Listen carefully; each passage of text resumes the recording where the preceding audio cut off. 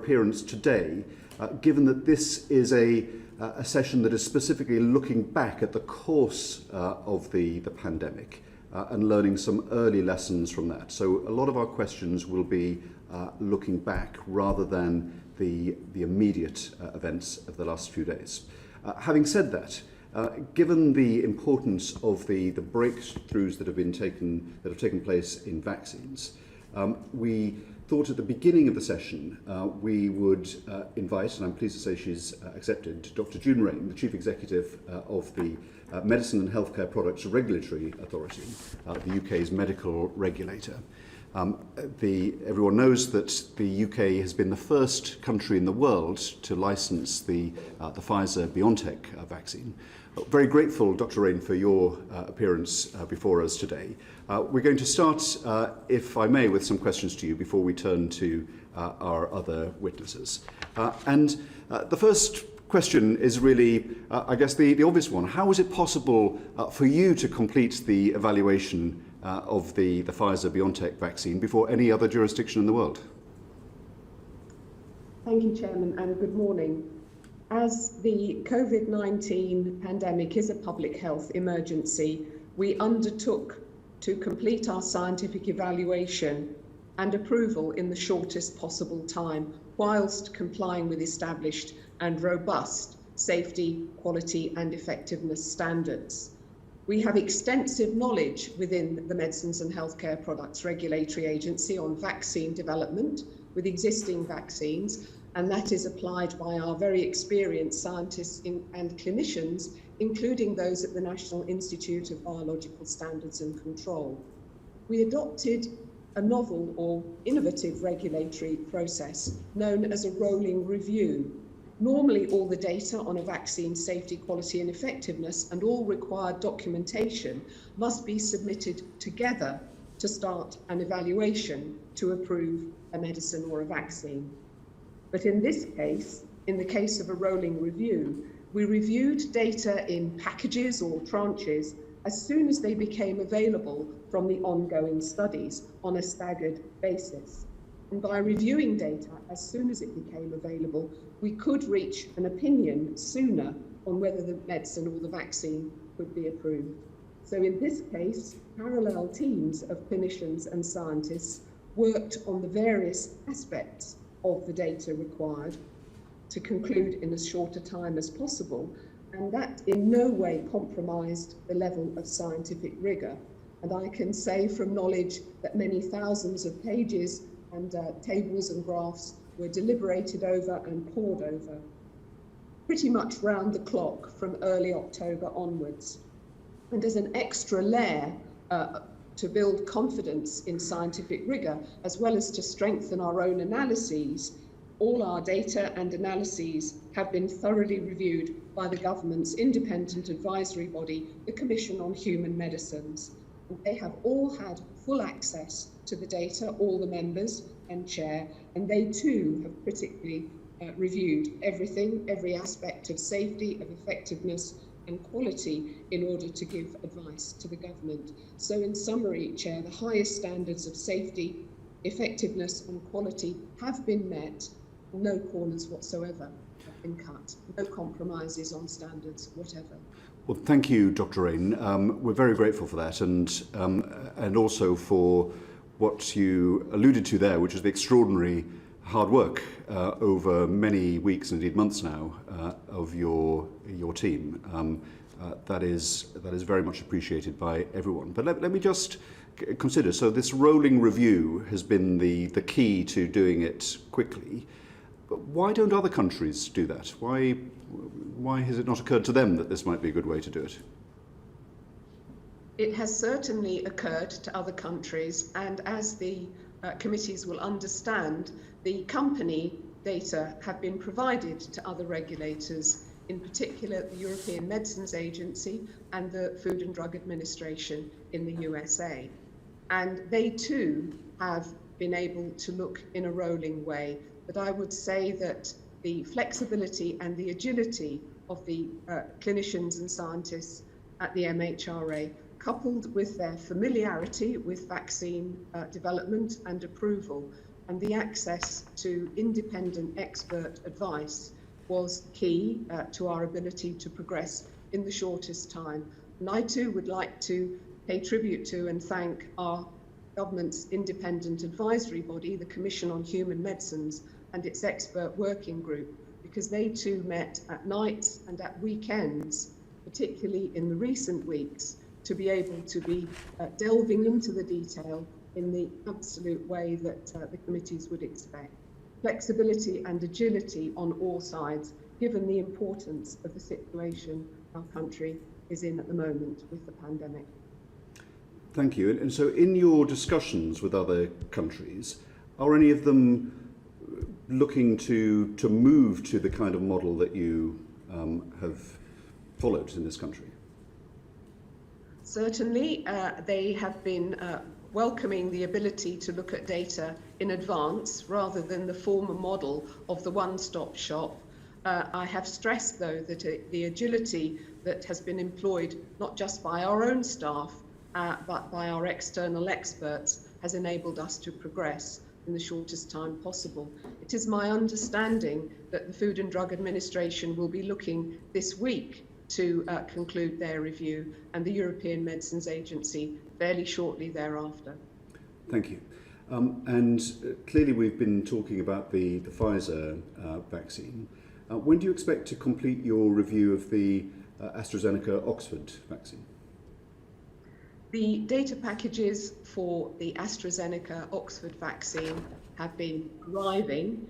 We do expect a further package in the coming days. The committees will be aware of the publication in the Lancet just yesterday, a peer-reviewed journal testifying to the excellent and intensive work that has been done by the Oxford Group and AstraZeneca. I would not be able to give the committees a firm date because the review is clearly a very active review. There will be questions and deliberations that we will be pursuing in exactly the same way as we have done for Pfizer-BioNTech. So not able to give a firm date, but to assure the committees that work is proceeding intensively and with great scientific rigour. One of the features of the Oxford AstraZeneca data and the clinical trials is that there were two different doses that were part of the investigation. Are you evaluating the use of both types, the full dose and the half dose, or just one of those?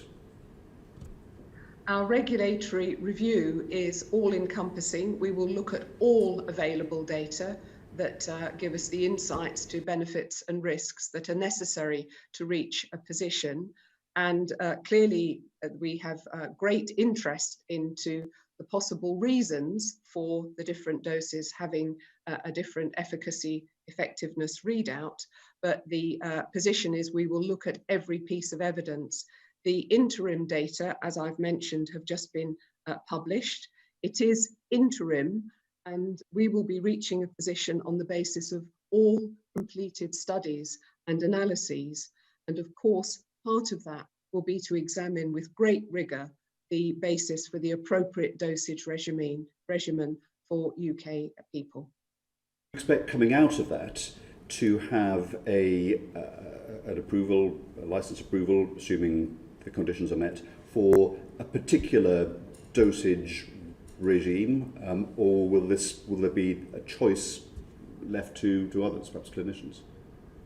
It would not be appropriate for me to predict at this moment. We will look with meticulous care at not only the different effectiveness, efficacy readouts for those two different regimens, but at the possible reasons with the immune response being different if there is a scientific basis. And therefore, I wouldn't be able to predict where the final approval, if it is reached, will either have two or one regimen. Going back to the Pfizer vaccine that you have approved, the Food and Drug Administration in the US says that the Pfizer vaccine offers significant protection after one dose. Does that conform to your findings, in your experience of evaluating it? Certainly, there is immune protection after one dose. but we are looking to optimal protection, and that is why the authorization in the UK for use of this vaccine looks at the 2 doses 21 days apart, because we know that there is a very good level of protection 7 days after the second dose. So we know that there's protection from 1 dose. It's a question of how much higher it is after 2. I see. Absolutely. And just for completeness, we talked about 2 of the vaccines. Could you just give us an update on where you are with the Moderna vaccine?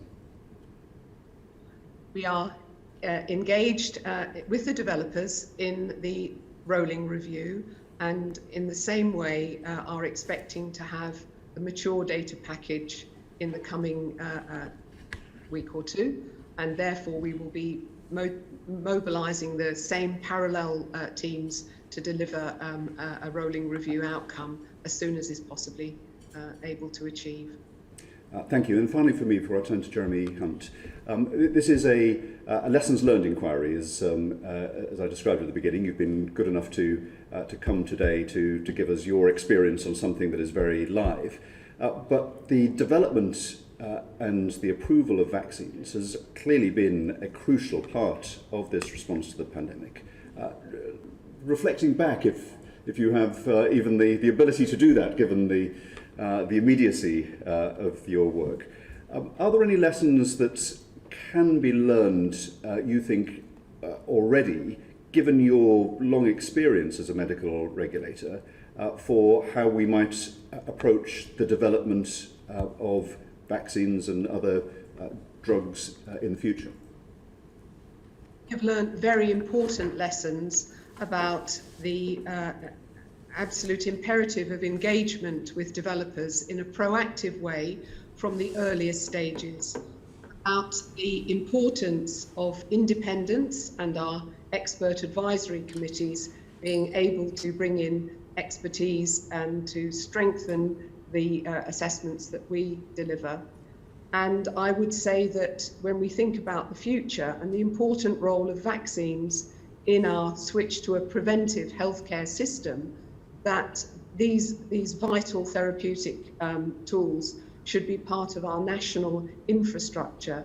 And therefore, at the agency, we look forward greatly to the VMIC, Vaccines Manufacturing Innovation Centre, coming on stream, that our own inspectors and experts in the field have been working to help establish. So very important lessons, and we will build from these for the future to enable the UK to have access to the best therapeutic options, vaccines that are so important to change health and potentially minimise or even eliminate certain infectious diseases. Thank you. Jeremy Hunt and then Neil Hanby. Dr. Rain, in the global race to approve a vaccine, you won the equivalent of a gold medal for Britain in the Olympics, and I just wondered what you think it says about British science. It tells us very important things about British science. This country has brilliant scientists, and their ability to move to areas of public health importance has been totally impressive. And I think that when the agency, as we say, is an independent regulator, formerly seen as perhaps a watchdog, should now become an enabler by active engagement in the earlier stages with these brilliant scientists. And where would you say we stand as a country in sort of global rankings when it comes to our science? I would say that we are in the top rankings. I say that with evidence from our COVID response. For example, the ability to show that dexamethasone is the drug which reduces mortality in the serious ill hospitalised patients. That was a gift, if you like, from the UK to the world, and it has saved probably in excess of 1 million lives. The technical expertise, I would allude to the continuous positive airway pressure device called the Ventura, which University College Hospital, together with Mercedes Formula One and our team of medical device specialists, again associated with a reduction in mortality and a reduction in the use of ventilators. So I would say with confidence that UK science is top ranking, and we can provide the evidence for that. Well, many congratulations to you and your team. Just a final question. As you know, in Russia and China, they have been distributing vaccines for some time. Could you just explain what the difference is between what we've done and what they've been doing? I would perhaps begin my response by saying that the UK MHRA is a very active member of the International Coalition of Medicines Regulatory Authorities and helped this coalition become established in recent years. This brings together countries including China and Russia, and therefore provides a forum to try to answer the very important question that you've asked. Clearly around the world, regulatory rules and standards are different, and approaches to early access are different. And although we have established a coalition, it's early days to fully understand how China and Russia have managed to start their particular programs of immunisation. I would, though, say that the standards that we use here in the UK have been established through very robust processes with the International Conference on Harmonisation and close linkage and working with the World Health Organization. And therefore the British public can have confidence in the standards that we adhere to. Thank you. Thank you. Neil Hanby. Thank you, Chair. Good morning, Dr. Bain. I wonder if you would mind just explaining to us, for completeness of the evidence that we're gathering, the importance of the role of the MHRA in allowing medical products and devices to come into use. Our role is to, in a nutshell, enable access, but the evidence that we require is that the benefits outweigh any risks, and therefore we take every care scientifically and in terms of our robust procedures to ensure that these standards are met. We also, at the point of approving, create a plan, a proactive plan to monitor those benefits and risks in clinical use. So our job doesn't stop this week. It started in this new phase yesterday, as soon as people began to receive their COVID-19 vaccine. And if it would help the committee, I can provide more information on the very careful plans we have made for real-time vigilance.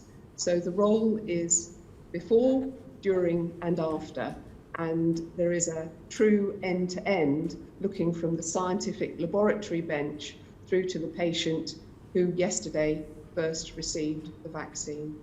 And as an illustration to this, I may share with the committees that even last evening we were looking at 2 case reports of allergic reactions. We know from the very extensive clinical trials that this wasn't a feature, but if we need to strengthen our advice, now that we've had this experience in the vulnerable populations, the groups who've been selected as a priority, we get that advice to the field immediately. Okay, thank you ever so much. Looking at that from a slightly different angle, what would your comments be about the use of a treatment or a device for a purpose that it was not licensed by MHRA for? How would you view the promotion of such as I say, a treatment or device that hasn't been approved by MHRA? The law permits a healthcare professional to use a treatment or a medicine if they consider it in the best interests of their patient, with full information to the patient. Promotion means something rather specific to us, and there is no ability to advertise a medicine which hasn't been approved. The committees may know that we took careful steps before the particular approval this week to make sure that the availability of a COVID-19 vaccine through our temporary authorization of supply in the pandemic could be particularly the subject of appropriate promotion. And if so, in my experience, certainly unlicensed products have been used, but in that circumstance, what kind of information would you expect to be passed to the person who was subject to the use of that product before an unlicensed product was used for the purposes that are unlicensed? May I first stress that the COVID-19 vaccine, which has been subject of temporary authorization, has met full standards. I'm sorry, I should be clear. I'm not talking about the vaccine, I'm talking about general principles. In general terms, the expectation would be that the healthcare professional would share full information with the person who they judged met the need to be met by an unlicensed product, and that they would take full responsibility to monitor safety. They would record that conversation and the necessary point that the person would be aware that it hadn't been licensed for that particular use. There is good advice, and we have provided that advice to healthcare professionals around this issue, particularly so that there isn't a barrier, but the obligations are very clear for best practice. And I would expect the healthcare professional to be clear that what they were advising was something that any member of their profession would be able to say is evidence in terms of their experience. Thank you very If I make one very final point, Chair. Very quickly, Neil. In terms of gathering evidence on that product, which it may be done, would you expect that evidence to be gathered using a specific protocol, a research protocol? That would be a most useful thing to do. It's not a requirement, but we do expect any company who's marketing a product aware of unlicensed use to gather data and submit it to us, data on safety and effectiveness in the normal way. Thank you very much. Thank you very much indeed. Can I thank Dr. Rain for coming today? You've got a lot on your plate. You've got at least 2 other vaccines to direct and review the work on. We're very grateful for you helping the committee with your reflections this morning. I hope you'll come back perhaps in the new year and reflect at some greater leisure on the achievements and what were the components of that, so that we can advise our successors on this. But thank you very much indeed for joining us today. We're now going to move on to direct our questions to Sir Patrick Vallance, to Professor Whitty and Dr. Harris. Thank you again for coming. Perhaps we can start with this question of vaccines. And Sir Patrick, you're the government's chief scientific advisor. I know that you have been personally, intensely involved in the whole move to develop vaccines from the outset. So perhaps your reflections on what are the components that have allowed us to make this great start ahead of much of the world in terms of the assessment of the vaccines. It was my assessment, and other people's as well, very early on, that trying to get a vaccine was going to be a really important part of approaching this disease.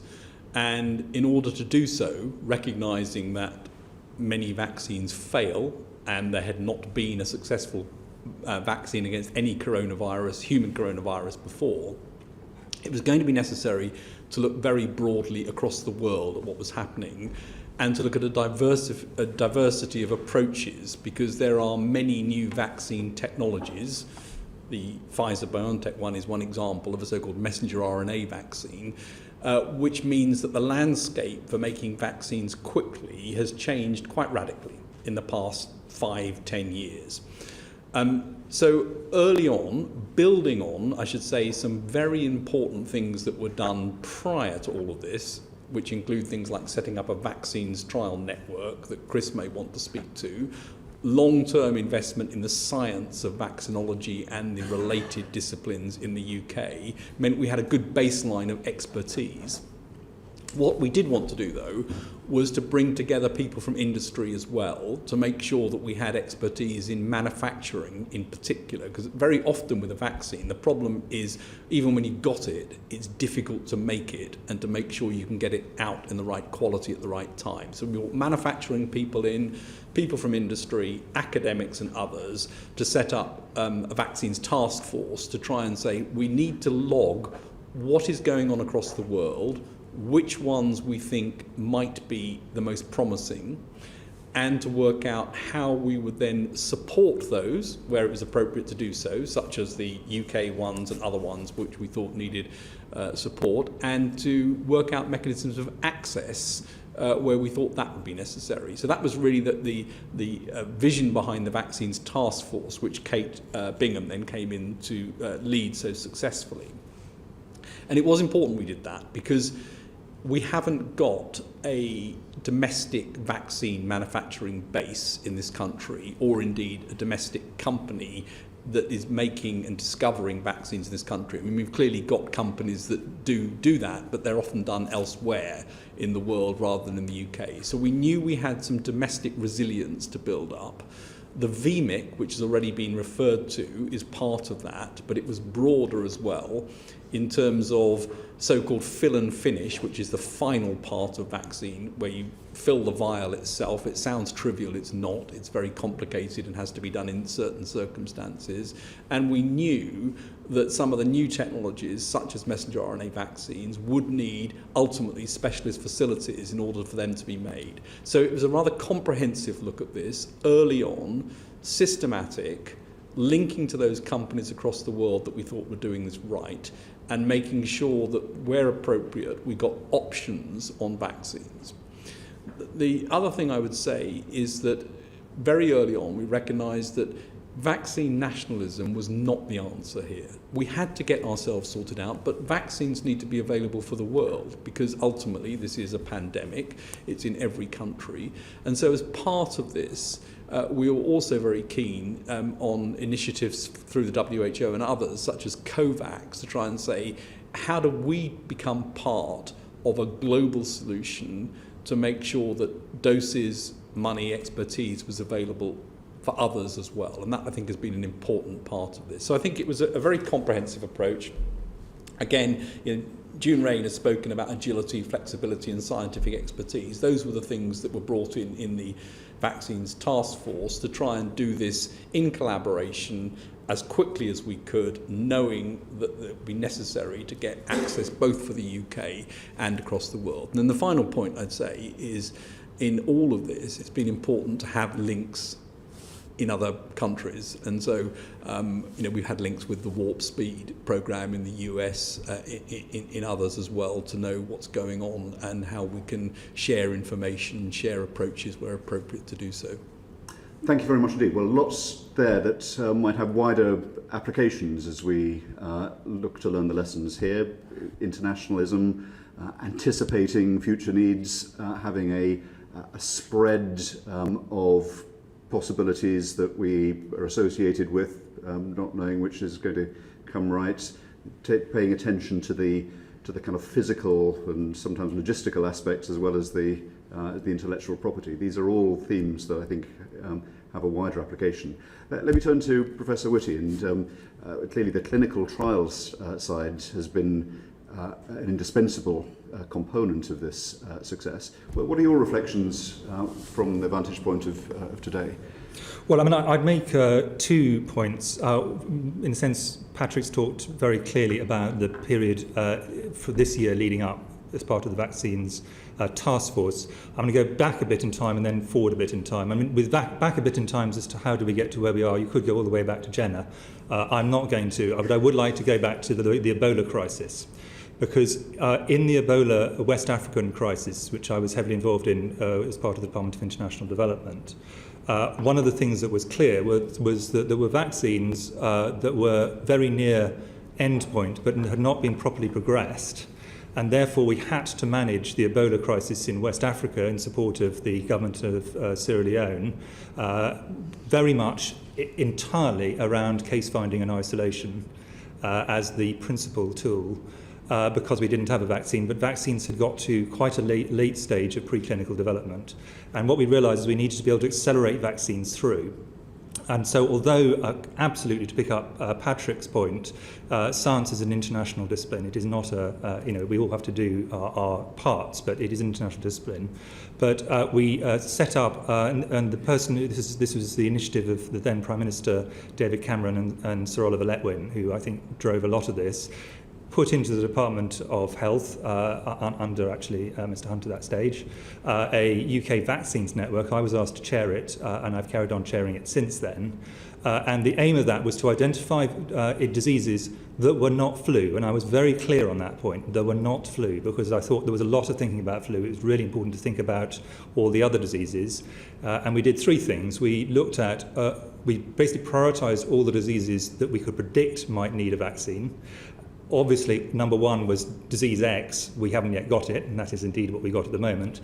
Number two was, in fact, MERS, which is a coronavirus still circulating in the Arabian Peninsula. And that was very important, actually, because we then invested in some early MERS vaccine work in Oxford, and that was some of the base science that helped them to move so fast onto the Oxford AZ vaccine. So that's an example of the sort of thinking ahead helping us. Of course, you couldn't predict this particular one. So that's one area. And then a second initiative on a larger scale internationally set up, and I'd like to pay particular tribute on this to Sir Jeremy Farrar, was something called the CEPI initiative, which was a large multinational approach to novel vaccines, again for epidemics. I was on the interim board, so I was when it was first set up, so I had some understanding of this. And this is an area where, again, internationally, we try to identify the kinds of vaccine targets, but also the kind of vaccine platforms, the different models of vaccines, to develop them as much as possible, so that we had a wide toolbox for when something happened. And these kinds of precursor activities, plus a huge amount of basic and translational science, allowed us to advance. And then when it came to the trials in the UK, we were able to use the National Institute for Health Research, NIHR, clinical trials network, which allowed us to do trials in multiple sites very fast. And that was both helped us with drugs, and the drug things we've done. The UK's response on clinical trials for therapeutics has been extraordinary in international terms, and for vaccines have again used this pre-existing system. And then if I can skip forward to forward-looking, Dr. Rain talked about identifying things once a vaccine is in use. The initial process, very importantly, picks up common side effects. That's what the big phase 2 and then subsequently, if they're safe, phase 3 clinical trials allow to happen. But extremely rare but important issues, inevitably you accrue more information over time. And the NHS, through to the MHRA, is in a very good position to make sure that we can pick things up quickly, identifying them, communicate them widely, ensure that we improve practice. So there's a backward-looking bit and a forward-looking bit for these vaccines, and they all depend on pre-existing systems. Thank you. That's very helpful, very comprehensive. Just finally for me on this, we've been thinking about the structures of scientific advice in government throughout the pandemic. Was SAGE part of the response in terms of developing vaccines, or was it outside the SAGE structure? Are you talking about in this pandemic? Well, one, it wasn't. Patrick was the main chair. Patrick, and I can add. I mean, it's not really a SAGE issue in that way. So the SAGE would have a view on vaccines from some of the experts around the room, but this was about getting things set up, operationalised, getting the science into practice, which is different from the sort of science advice that comes through SAGE. And it also demonstrates a general point, which is because SAGE has been so visible, a lot of people assume that SAGE is the only form of science advice into government. Of course, it's not. It's a particular form that brings together things to address questions that cross multiple departments and so on. This was a focused activity that needed to take place, and that's why I was so keen to get a vaccines task force really working on this with the right experts at the right time, including and Dr. Rain alluded to this, making sure the regulators were plugged into this extremely early so that we weren't sort of doing what often happens, which is you develop something and then something gets thrown over the wall and caught by somebody else. Thank you. That's very helpful. I wanted to establish that not all scientific advice during the pandemic has been through the prism of SAGE. There have been multiple ways in which there are lots of other big organisations, of course, that are scientific operational groups within government that have dealt with things as well during this epidemic. Absolutely. Thank you. Dean Russell, next. Thank you, Chair, and may I also say how fantastic it is about the news with vaccine, and thank you for all the work you've both been doing to drive that forward. I have a few questions around the preparations moving forward, and firstly, could I get an outline, just a real clear summary of what the next year looks like in terms of the rollout, please? Who's that to, Dean? Patrick Vallance. Sir Patrick. Rollout of vaccines. As in terms of, how we're going to get it to the right people at the right time. Obviously, there's a rollout in terms of vulnerability. Yep. But who's going to be doing those vaccines? Especially, we're going to have to. There's several million people are going to have vaccines. Is that going to be GPs? Is it going to be hospitals? Who's going to be administering them? I'd just like to get an overview of what that will look like. So I think Sir Patrick is going to tell me that this is an NHS matter, and therefore the Chief Medical Officer is probably best placed to answer this. Okay. Professor Whitty. So this is an NHS matter, so I'm going to, in a sense, although the NHS obviously has independence, I'm going to speak in broad terms about the kind of approach they're like to take. The first thing to say is that the only current vaccine for which we have emergency authorization for use, which is the Pfizer one, has a very complicated cold chain system at having to maintain it at minus 70 or below. With relatively small numbers of, so in a sense, changes of hands. And that makes it rather harder operationally than some of the potential subsequent vaccines that might come through. The AZ one we've talked about already, but there are several others that will come through, I think, from a variety of sources later in the year. So the first thing is, this is much easier to operate through hubs. But the aim would be to take it out through the system as far as we can. And this is true in all 4 nations of the UK. And of course, we talk to one another the whole time and try and coordinate our activities as much as we can. When we start off with vaccines, I'm always very keen, as with any other drug, is you want to take things a little bit more carefully to begin with, just so you get to know how these things work. So, for example, Dr. Rain talked about the fact that we were discussing 2 early cases of things. I mean, she and I were discussing this at 11:30 last night, just to make sure. And you start off, in a sense, doing it in centres where actually you've got all the equipment and everything, and then as you're comfortable with them, you feel you understand them, you move them out, and that's part of the kind of standard where you'd think about safety of things. But the aim would be to roll out this vaccine and then any others that get a licence and are effective and safe. And we expect by the middle of the year probably to have a portfolio of 3 or 4 vaccines which we can actually use. And then the first question will be, provided all going fine, no late tumbles in terms of side effects which the regulators find or anything of that sort. The second question will be, the first question is, who do we do it? And the Joint Committee on Vaccination and Immunisation, JCVI, has done a prioritisation list, starting with the most vulnerable and those who look after the most vulnerable as a way of protecting those. So care homes, then people over 80, then people over 70, plus care workers and healthcare workers, and so on, down a list all the way down to people over 50. And we just go down in stages because this disease is one that is very predictably much more dangerous for older people and people with pre-existing health conditions than others. Once we've gone through that first list, which takes us down to roughly 20 million people, then there's going to be some wider choices to make about how do we go from there on. And those will be important ethical and political choices as well as clinical choices. But the first choices are, in a sense, make themselves because they're the people who are the most at risk. And then the final question, and then I'm happy to obviously expand on any of these, is do we need to revaccinate people, and if so, when? We don't know how long we know that these are very good vaccines to provide short to medium term protection.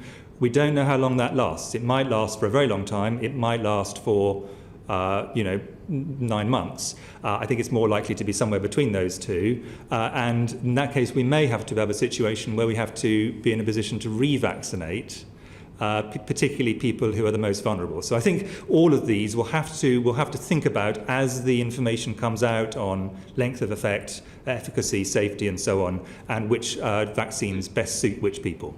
Thank you. Dean, quick follow-up? So I was going to ask that actually, which was, are we going to look at an annual vaccination programme, which by the sounds of it is potentially the case. But in terms of a good rate of vaccination, if we're having this same select committee in a year's time, what would be a good result for you in terms of a percentage of the population being vaccinated? Well, in terms of so to answer your first question, whether we need to revaccinate and how often, we don't know. And there are broadly two reasons to revaccinate, one of which is the immune system wanes. So the same vaccine used repeatedly, but you still have to revaccinate. The other is the genetic thing that you're targeting the vaccine against shifts. The infection evolves around the vaccine. This is what happens with flu. Then you have to reformulate the vaccine and then use a slightly different vaccine to deal with the new version. So those are the two situations you might need to do it. In terms of what looks like a good response, absolutely the first priority is to provide protection for the people who are most likely to come to severe ill health, potentially die, certainly could end up in hospital with severe problems. And those are predictable based on the numbers. But some people who are younger, who are not predictable, will still get very severely ill with this infection. So we would want to go down further than that, but start off with the most vulnerable. But that's all about protecting the individual who has the vaccine. There's then a second question to which we do not yet know the answer, which is, do these vaccines, if you vaccinate someone, does that mean that you protect the people they meet? Is this a transmission preventing vaccine? And we don't yet know that. Now, my expectation is that it will be to some extent, but whether it's a small amount or whether it's a large amount is not yet clear. If it's something which only provides individual protection, some vaccines do only provide individual protection. Tetanus vaccine, for example, only protects the person who's vaccinated, protects no one else at all. So in that case, you're really trying to make sure it's the most vulnerable.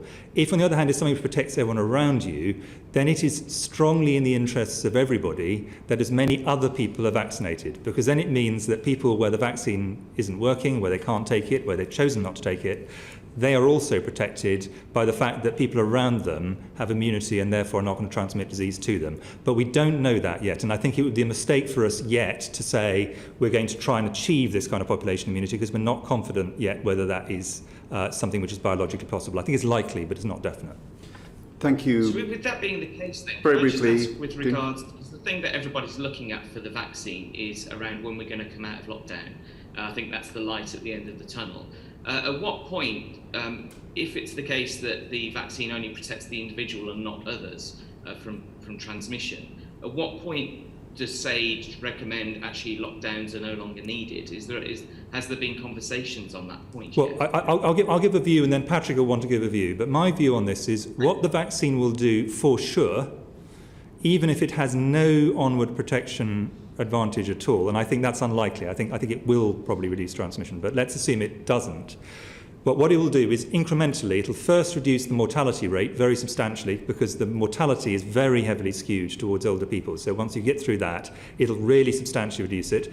And then it'll start to reduce the number of people who go into hospital and have severe disease very substantially. And at a certain point, society, through political leaders, through ministers, elected ministers, and through Parliament, will say this level of risk is a level of risk that we think it is appropriate to tolerate, just as we accept that in an average year, 7,000 people a year die of flu, and in a bad flu year, 20,000 people die of flu. That's just, we accept that as that is what happens biologically. And at a certain point, you say, actually, the risk is now low enough that we can largely do away with certainly the most onerous things that we have to deal with. This will happen incrementally. It's not going to be where absolutely everything till one day suddenly you stop. This will be a kind of gradual retreat from that, but it is a de-risking process rather than it's just going to go away. And we will de-risk hopefully to a very low level of risk, but I think it's very unlikely we'll get to zero level of risk. Now, SAGE can help, and this is where I'll turn to Patrick, can help in saying what level of risk there is. It is ultimately a societal and therefore a political question: what level of risk does the population wish to tolerate relative to the damage that is done to other areas, to the society, to the economy, and so on? Those are the difficult choices.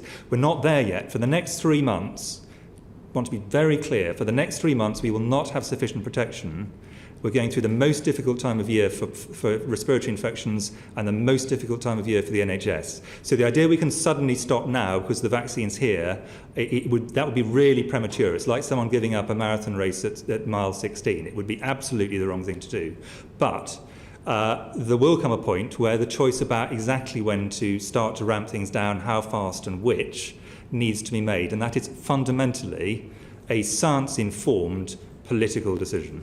Sir Patrick, briefly, anything to add to that? I agree. It's a science-informed political decision, and what we're looking at is exactly that sort of question as to, depending on the effects of the vaccine on transmission, which we don't know yet, as Chris has said, you would have different models as to what that would mean in terms of the degree of immunity across the population you will end up with that will be relevant to keeping suppression of transmission versus protecting those who are most vulnerable. So priority number one has to be protect those who are most vulnerable. You can see the effects of that. There will still be transmission amongst others at that point, so we need to be aware of that, and then we will know a bit more as we learn about transmission across the different vaccines, what effect they have. But ultimately then there are some decisions to be made about how much risk society wishes to take with that. Is there, assuming that there, perhaps pessimistically, that there isn't a prevention of transmission, it's protection of the individual, what would be a kind of reasonable threshold proportion of people vaccinated for that conversation to start as to removing the social distancing measures? I think this is ultimately a political question, but I would certainly think it would be I think very few people would recommend having starting to really remove things when during a high risk period of the year, which the winter always will be for respiratory infections, until you've got that initial the tiers which the JCVI has laid out covered, because those are the ones who are by far the most likely to die, and they're the ones who are by far the most likely to end up in the NHS. That does leave a lot of people who could, for example, have all the syndrome of things that are currently called long COVID. There are a variety of other medical things. It's not that will get rid of the problem completely. Once you got to that stage, I think a conversation about now what do we want to do next becomes a really important conversation. Of course, you can have the conversation in advance of that, but I think most people would want to see that level of protection happening. And if you only were to vaccinate those 20 million people, the numbers are rough, but for the sake of argument, you're still going to have a lot of people who are susceptible. So that will not produce population immunity, even if it prevents transmission. So what that will do is substantially reduce mortality, significantly reduce the impact on the NHS, but it will still leave a lot of people who could become ill with this and could, in some cases, have serious outcomes. Absolutely. As we talked about before in this committee, the concern for the NHS being overwhelmed has been an important driver. So once we get to that point, then you can have that conversation as to the balance of harms and advantages of a different regime. Yeah, but I would go back to my point that I consider that to be a question for ministers and elected politicians on behalf of society. We can inform them with saying, if you do this, this is what will happen, we think, and if you do this, this is what will happen. But that is a societal choice. I don't think medics or scientists should make that final decision. That's very clear. Thank you very much. Rosie Cooper.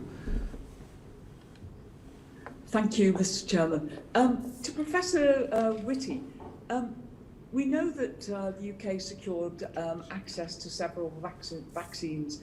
Are there implications to having those different vaccines in circulation? And how would we determine who gets what? And will the population have a choice? I would want a choice. And would it depress vaccination rates if people aren't allowed to choose? Well, I think getting to a situation where we have enough vaccines that you have a choice which one you wish will be a very nice problem for us to have. It is not the problem we have at the moment, and it is not the problem we're going to have for the next 4 months. So the choice when it gets to my stage of it's my turn to be vaccinated, and I'm nowhere near the top end of the tiers, so it won't be for a while, and I will absolutely have the vaccine at the point when it is appropriate for me to do so. I will be given a choice, probably, between either having no vaccine or the vaccine that is available for me at that stage, and I'll be very happy with that. If the choice is between no vaccine and a good vaccine, I'm going to choose to have a good vaccine. I don't really have a strong view as to which good vaccine I have, provided it is safe and effective, which is what the whole process that Dr. Rain was talking about at the beginning, and then the subsequent post-authorization surveillance is all there to do. Now, it may be we get to a situation in the autumn where there are more than one vaccines, but a lot of this will be to do with the particular properties of the vaccine, exactly how it works, what the side effects are. There are so many things we currently don't know, and there may be particular people for which particular vaccines are better or worse medically, just as there are for many medical drugs. If you want to bring down someone's blood pressure, there's a choice of about 30 drugs you could use. At some of them, it's basically you just toss a coin, and some of them it's clear that particular people are going to benefit from particular drugs. That may well be the true here. But I want to go back to my first point. That will be a nice problem to have. Currently, if the choice is between a good vaccine and no vaccine, I'm going to just go for whichever good vaccine is available. Thank you. Rosie? Thank you. Professor Whitty, you've just indicated that you were likely to have the choice for about 4 months, and later on in your answer you mentioned the autumn. So if there isn't approval for the Oxford vaccine soon, will there be an interruption of supply? We've ordered 40 million doses of the Pfizer vaccine. What is the supply schedule? And especially the Oxford vaccine, when it comes on stream, we don't currently have evidence of its efficacy in the over 55s. So what is the strategy? How are we going to almost maintain supply over the next 6 months, shall we say? Well, I'll make a science comment, and Patrick may then want to make one because he's on the vaccines task force, which I am not on this particular issue. I mean, the science point on this is that on the AZ vaccine, the Oxford vaccine, it's one particular one particular arm that hasn't been tried in older people with full data. The paper was published in the Lancet yesterday. It bears full reading, but there are people who have had this who are older. So it's not that there is no data on older people. It's just the kind of way the trial was constructed. The second rather obvious point I'll make is, of course, every company which has got an authorised product is going to want to ship as much of it and as fast as it can make it. But these are not trivial things to make. These are significant things, and they've got to be made properly to maintain proper efficacy and safety. You've got to have a proper cold chain and so on. So a lot of this will be constrained by simply what is possible, as much as choice. In fact, choice will be probably a second order question at this point in time. But Patrick, do you want to add to that? Well, I'm not sure I've got much to add to that, actually. I mean, it is a sort of supply chain issue at the moment, and we need to wait and see where the Oxford vaccine gets to, Oxford AstraZeneca vaccine with the regulators, the Moderna vaccine as well, as Dr. Rain said, and depending on where they get to in the regulatory process and the ability to supply, we'll either have more or less vaccine available. But at the moment, we've got Pfizer with a decent position in terms of the number of doses to get on with the most high-risk people, as we've said. Thank you. Rosie, one more question? If I may, could I just press the point about the Pfizer and the take-up we've got currently? I understand that the amounts being given to the major hospital centres is around 1,000 doses currently. So when will they get their next supply? Are you really saying you can, even at this small number, let's say, are you assured of continued supply, or are we going to end up with a gap while we wait for further supplies into the country? Well, I'm glad to say that the British public in all 4 nations of the UK have the services of some extremely good supply chain people, and I'm not one of them. So I think the sensible answer is that, that's a very fair question, but I don't think either Patrick or I are the right people to ask how supply chains work on this particular thing. But my understanding is there will be a steady stream of these vaccines as the manufacturers can make them and they can be shipped.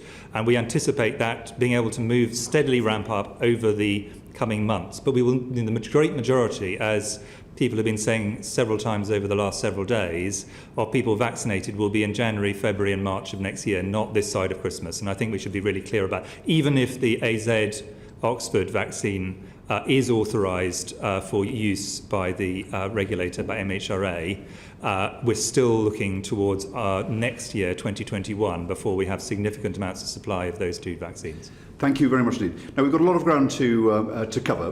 We want to turn to the subject of treatments. So if we could have short questions and as brief as an answer as you can manage while conveying the information, that would be very helpful. I'm going to turn to James Davis next. Chair, may I make one other comment about vaccines? Of course, yeah. Thank you, Chair. Sorry. Sir Patrick just wants to make another comment about vaccines before we... One other comment, which is just to reiterate something I said at the beginning. The vaccine technologies have changed so radically in some cases, such as the messenger RNA vaccine in the last few years, that it completely changes the possibility of getting rapid responses to new infections. And that is a point, I think, which is really important to learn in terms of resilience going forward. You can go from the genetic sequence of the bug to the potential vaccine candidate in a very short period of time, lots of optimization to do afterwards, but that is a new thing which is worth hanging on to as we think about what the lessons are that we need to learn for the future. Absolutely, and thank you for putting that on the record. That it is one of the most exciting developments and discoveries during this time, and it's really important. We're determined that the committee should highlight these lessons that can be applied, hopefully immediately, for future use. Thank you. So, Dr. James Davis. Yes, thank you, Chair. Professor Whitty, some moments ago you referred to the UK's response in terms of the development of therapeutics as being extraordinary, but I wondered what your view was as to how that could be improved further still, looking forward to future pandemics. Thank you. Well, I think let me just say why I think it was extraordinary, because I think it is important that we celebrate the things that have gone well before saying where I think we could improve further. I mean, the numbers in terms of people who are in studies in the UK are quite extraordinary. So yesterday, just to take an example, yesterday the recovery trial, which is the largest trial of therapeutics, reached 20,000 people, UK citizens who'd volunteered to be part of this. Other trials are also ongoing. We currently have 90,000 people under trial, and in total, over 640,000 people are taking part in studies of COVID of some sort or another in the UK. That is an absolutely extraordinary achievement, and it builds on a combination of things: the very strong foundations of the NHS, the very strong funders we have, the National Institute for Health Research, NIHR, which I run, the Medical Research Council, which is in UKRI, and the Wellcome Trust, among others, but there are also the medical research charities, so there's a good funding base, outstanding academic centres throughout the system, and very importantly, a very strong ethics and regulatory system, the HRA, the Health Research Authority, which looks at the ethics before things happen, and the MHRA, which regulates trials in particular. If you don't have those building blocks, it's very difficult to do this. So the fact we've been able to respond so quickly has a lot of building blocks. But the biggest reason is that UK citizens have been extremely generous with their time and prepared to take the slight risk of going into a clinical trial with a new drug or vaccine because they wish to do that for society. And I think they are extraordinary heroes of this, because that, if you just think about those numbers, when we get to the end of next year, I think we'll look back and find that a very high proportion of the research on therapeutics has been done here in the UK, and it's because of all these things coming together. So I think there's a lot to be proud of, and if you look at the number of drugs that have been tried by Recovery, by REMAC-CAP and a variety of other trials, it is a very remarkable number. What could we do differently? I think that the biggest, I think where we demonstrated real speed was on what's called phase 3 studies. We've got a great skill set in this. These are drugs which are where you can actually take them straight through to a rapid, large-scale trial. And the recovery trial, which I've talked about, ran out of Oxford. Many people funded it, including NIHR. That has been highly successful, but that takes drugs that are already licensed for other uses. We know a lot about their side effects. We know, in the main, we know a lot about their other properties. And you take them into large-scale trials where you can find things out very quickly. That's been really strong. I think we have been slightly less strong on what's called phase 2 studies, which is an earlier stage of development.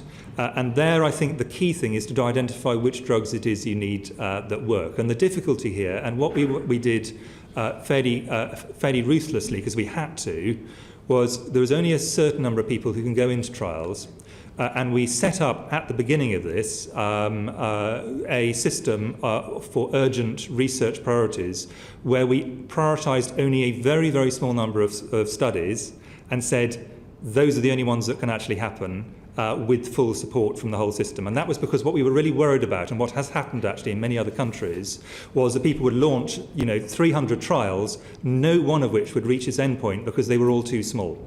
So it was really important to do the prioritisation. But the difficulty is, of course, there are winners and losers when you do prioritisation, and the worry is, are you actually prioritising the wrong things? So I think we were very strong on the phase 3. I think we've been very strong, thanks to the Medical Research Council and others, on some of the basic sciences. I think the phase 2 area, I think we've got lessons to learn, and I think when we come and look back, I think that's the bit which probably we would do better, again, learning from the experiences this time. And that's not to say we did it badly. I don't think we've done it well, but I think we could have done it even better. Thank you. James? Thank you very much. So earlier in the inquiry, it was alleged that there'd been poor investment in platforms for developing new treatments, both in this country and worldwide. Would you agree with that comment? I think probably Sir Patrick, who's got a full industry experience in this, is the best person to answer. I can add to anything he says. Well, I think we've covered it for vaccines, that there is an issue about manufacturing capability and capacity in the UK, which is being addressed. So that is, I think, something that needs looking at. For therapeutics, as Chris has said, for existing medicines to be tried for a new disease in phase 3, I think the infrastructure worked really well. And I think that's so important, because if you look around the world, there's been pressure in all sorts of countries to say, such and such a drug looks exciting, we should give it to everybody.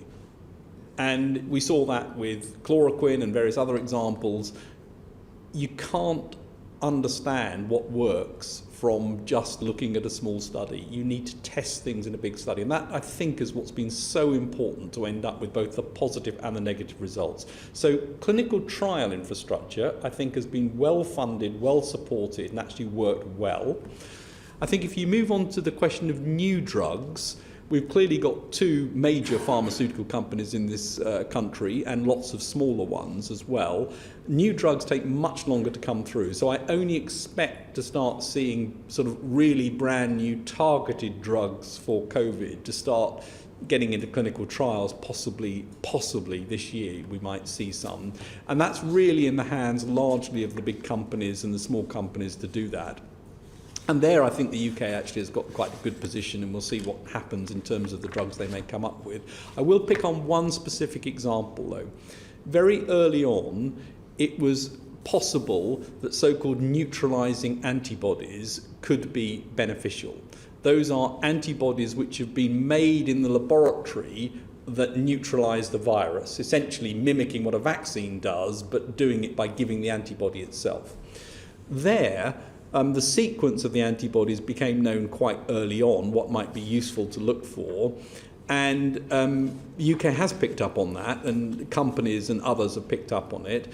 We do have, again, I think, a deficit in the ability to manufacture these things at scale. And so I think that's an area, again, that needs looking at. The ability to manufacture antibody production is where something's go for. And then the final point is people often say, well, can't you just have lots of drugs ready to go that you screen and you hope that you're going to pick the right one at the beginning? I mean, people always do that in a pandemic. We did it for Ebola, we did it for all sorts of things. It's it's worth doing, but it's got a low success rate in terms of pickup. Thank you Can I very just much. add one more thing on this, which is the platform we haven't talked about and is absolutely critical here is the NHS. The NHS in all four nations, well, the NHS and equivalents in all four nations, has a real tradition of doing trials and of being very evidence-based. So when I and the other CMOs wrote to all the hospitals and GPs and said, we don't want anyone doing experimental drugs without trials because trials is the way you do it, that was just accepted as a completely normal thing in the UK. I think that would have been quite difficult to do. In fact, it was very difficult to do in many other countries because of a strong tradition of evidence-based medicine and people doing trials and then paying attention to the results. And I think that has saved us from doing a large number of things in an ad hoc way with drugs that were either useless or even dangerous. Thank you very much indeed. Neil Handy. Thank you, Chair. I think it would be fair to say that everyone heaved a huge sigh of relief when the vaccines came on stream and started to be administered yesterday. But we have quite a bit of a journey to go from where we are now until we have sufficient safe levels of immunity. And I want to return to testing and the science of lateral flow testing. We know that the Innova test is not licensed by the MHRA for asymptomatic use, although the Liverpool study did do that. And we also know, as widely reported, that the sensitivity or accuracy of those tests is disputed, and there is a growing chorus in the scientific community raising concerns about that. To get from where we are now to where we need to be and prevent the risk of furthering the spread of COVID while we're so close to eradicating it, do you think lateral flow tests, as they currently stand, have sufficient are sufficiently robust to allow for test and release over the Christmas period? Shall I have a first go? But I think Patrick will want to come on to this because SAGE has looked at this specific area. The thing to understand with all the tests is none of the tests we have at the moment are ideal. You have lateral flow tests which are easy to use in the field but have good specificity, what's called specificity. They don't pick up huge numbers of false positives, which I might come back to that. But they have a lower sensitivity. And then you have PCR, which is a good test, but is tethered to a laboratory and where you have a delay in getting a result back. Neither of those are ideal. Of course, what we would ideally have is a lateral flow or equivalent, a near patient test, which was very fast and entirely reliable. We don't currently have that. So rather than pretending that we can do things that can't theoretically possible, the right thing to do is to say, with the tools, the imperfect tools we have, what is the best strategy? And that's what we're trying to do. Neil. Yeah, no, I mean, we understand we've covered the role of PCR and lateral flow test extensively in the committee, and you know, I'm not asking for advice about that. I'm talking specifically about the use of an unlicensed test for asymptomatic testing and the clinical data that supports that and therefore informs political choices. So this is really about the rigour and reliability of the clinical information that's being presented to government. And if I move on slightly, so the Liverpool trial, if I can call it that in inverted commas, can you describe the research protocol that was used to collect those data and which Research Ethics Committee approved that study, and give us an update on the outcome? Professor Whitty? Well, I think so. I think you're probably conflating several different things, and I think it's important to kind of separate them out. What we're trying to do in all four nations is to try out a variety of different approaches to minimise risks for the population. Some of these things will be done as part of formal trials in the kind of classical way. That is particularly true for drugs, which absolutely have to go through very strict ethics things, because we're giving people things that actually can do them harm. Can we please stick to the area that I'm asking about? I'm asking about the use of lateral flow tests specifically for test and release, and the clinical data from the Liverpool trial and how that supports the current strategy. So I'm trying to answer the question. Trials of lateral flow tests happen to be one of my own specialist areas, so it's just something which I do understand reasonably well. So I just wanted to I'm trying to lay this out.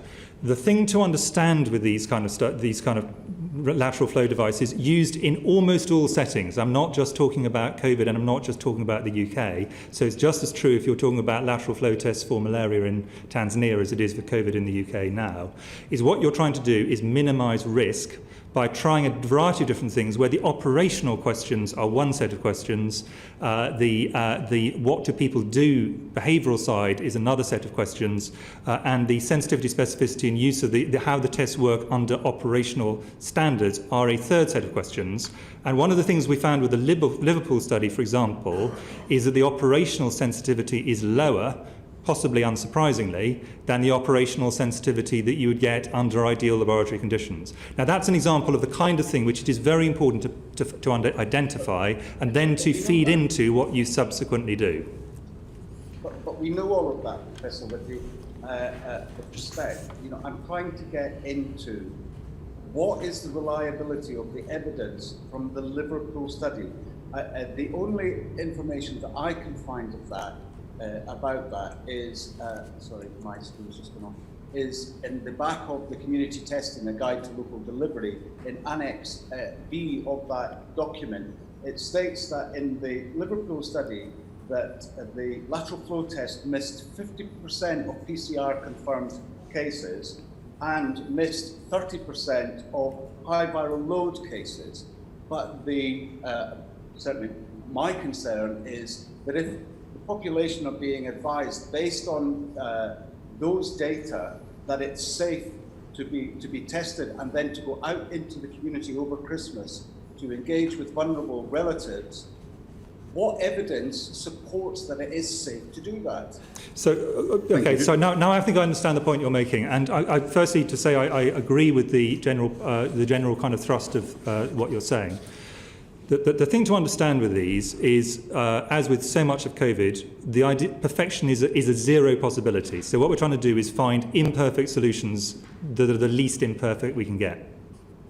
Now, if you're using an imperfect test to reduce risk, then you're going to be doing something which is helpful, and if you do it in a way which is going to increase risk, you're going to make it actually unhelpful. That fundamentally is the issue.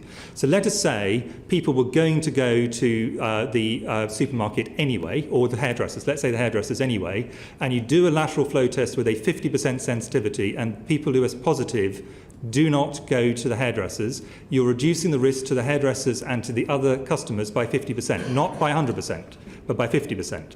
So if what it's used for is to reduce risk, then the lateral flow tests have a very substantial benefit. If, on the other hand, what they do is they're used to increase risk, then obviously that is, so people start doing things they otherwise wouldn't have done in a very risky way. They start using this to do things in a risky way, then it becomes a lot more complicated. And that's really what a lot of this is about, is trying to work out under what situations will it reduce risk, under what situations will it increase risk, and basically where does it make almost no difference. And all three happen.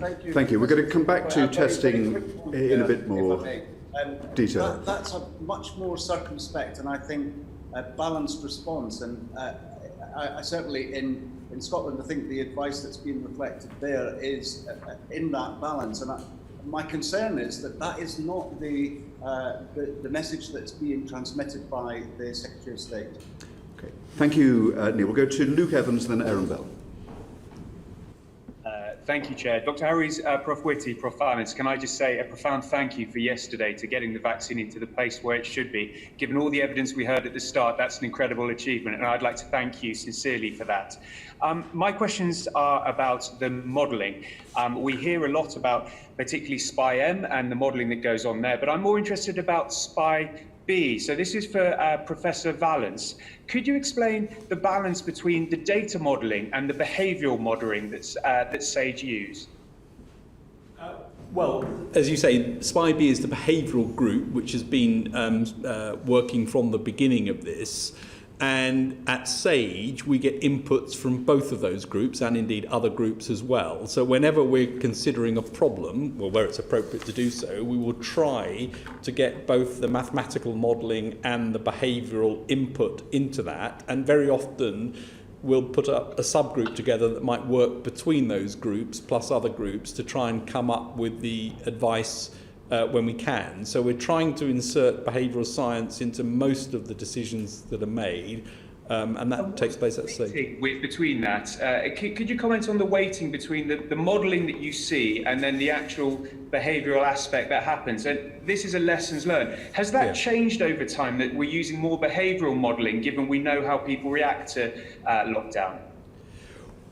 The balance, I think, is a difficult one because it's not a sort of, it's rather situation dependent as to how much information we've got. But what the modelers will often do is say, the biggest unknown I have in my model is the behaviour. And therefore, how can I get a handle on what that might look like?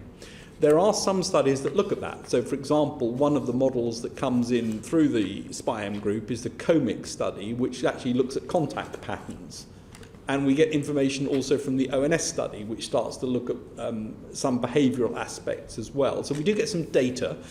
And then there's also the body of knowledge through behavioural science, which doesn't then deliver data, but it delivers experience, understanding, insights, and so on from what they've seen before. And that will also feed in. And yes, it's got better. I mean, there are more. There's more data that's arriving now, but it's still very imperfect. I mean, trying to predict behaviours is, with a sort of mathematical accuracy, is something that is fraught with problems, and it creates a lot of uncertainty in the models.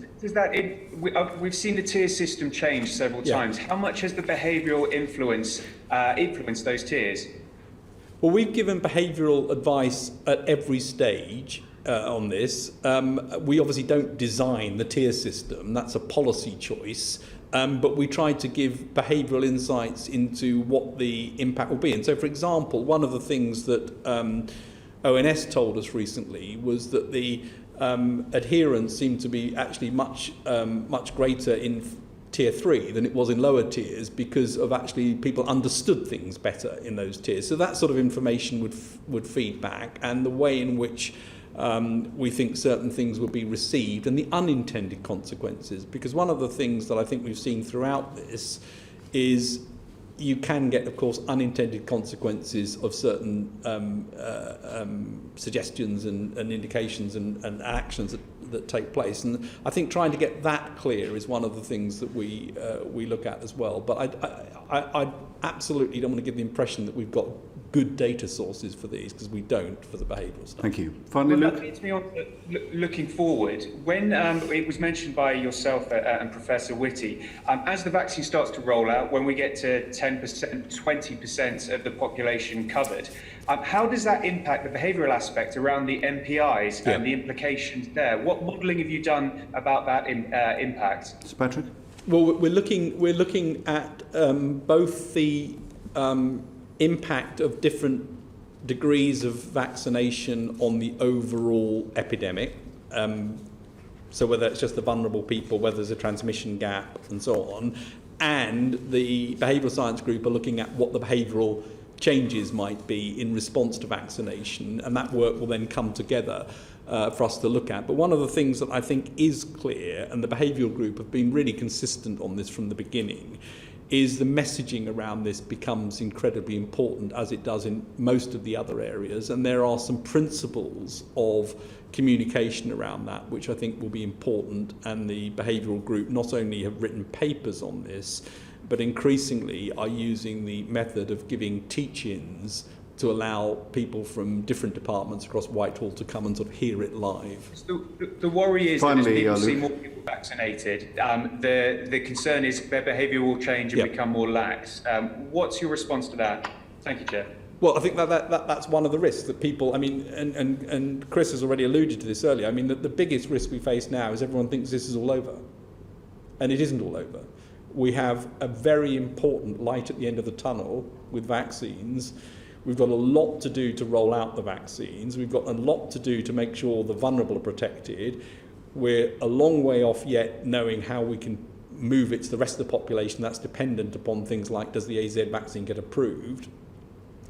It's not the time to suddenly say we relax everything, and if that happens, we will have a big surge. Thank you very much indeed. Aaron Bell. Thank you, Chair, and thank you both for your time today, all three of you, in fact.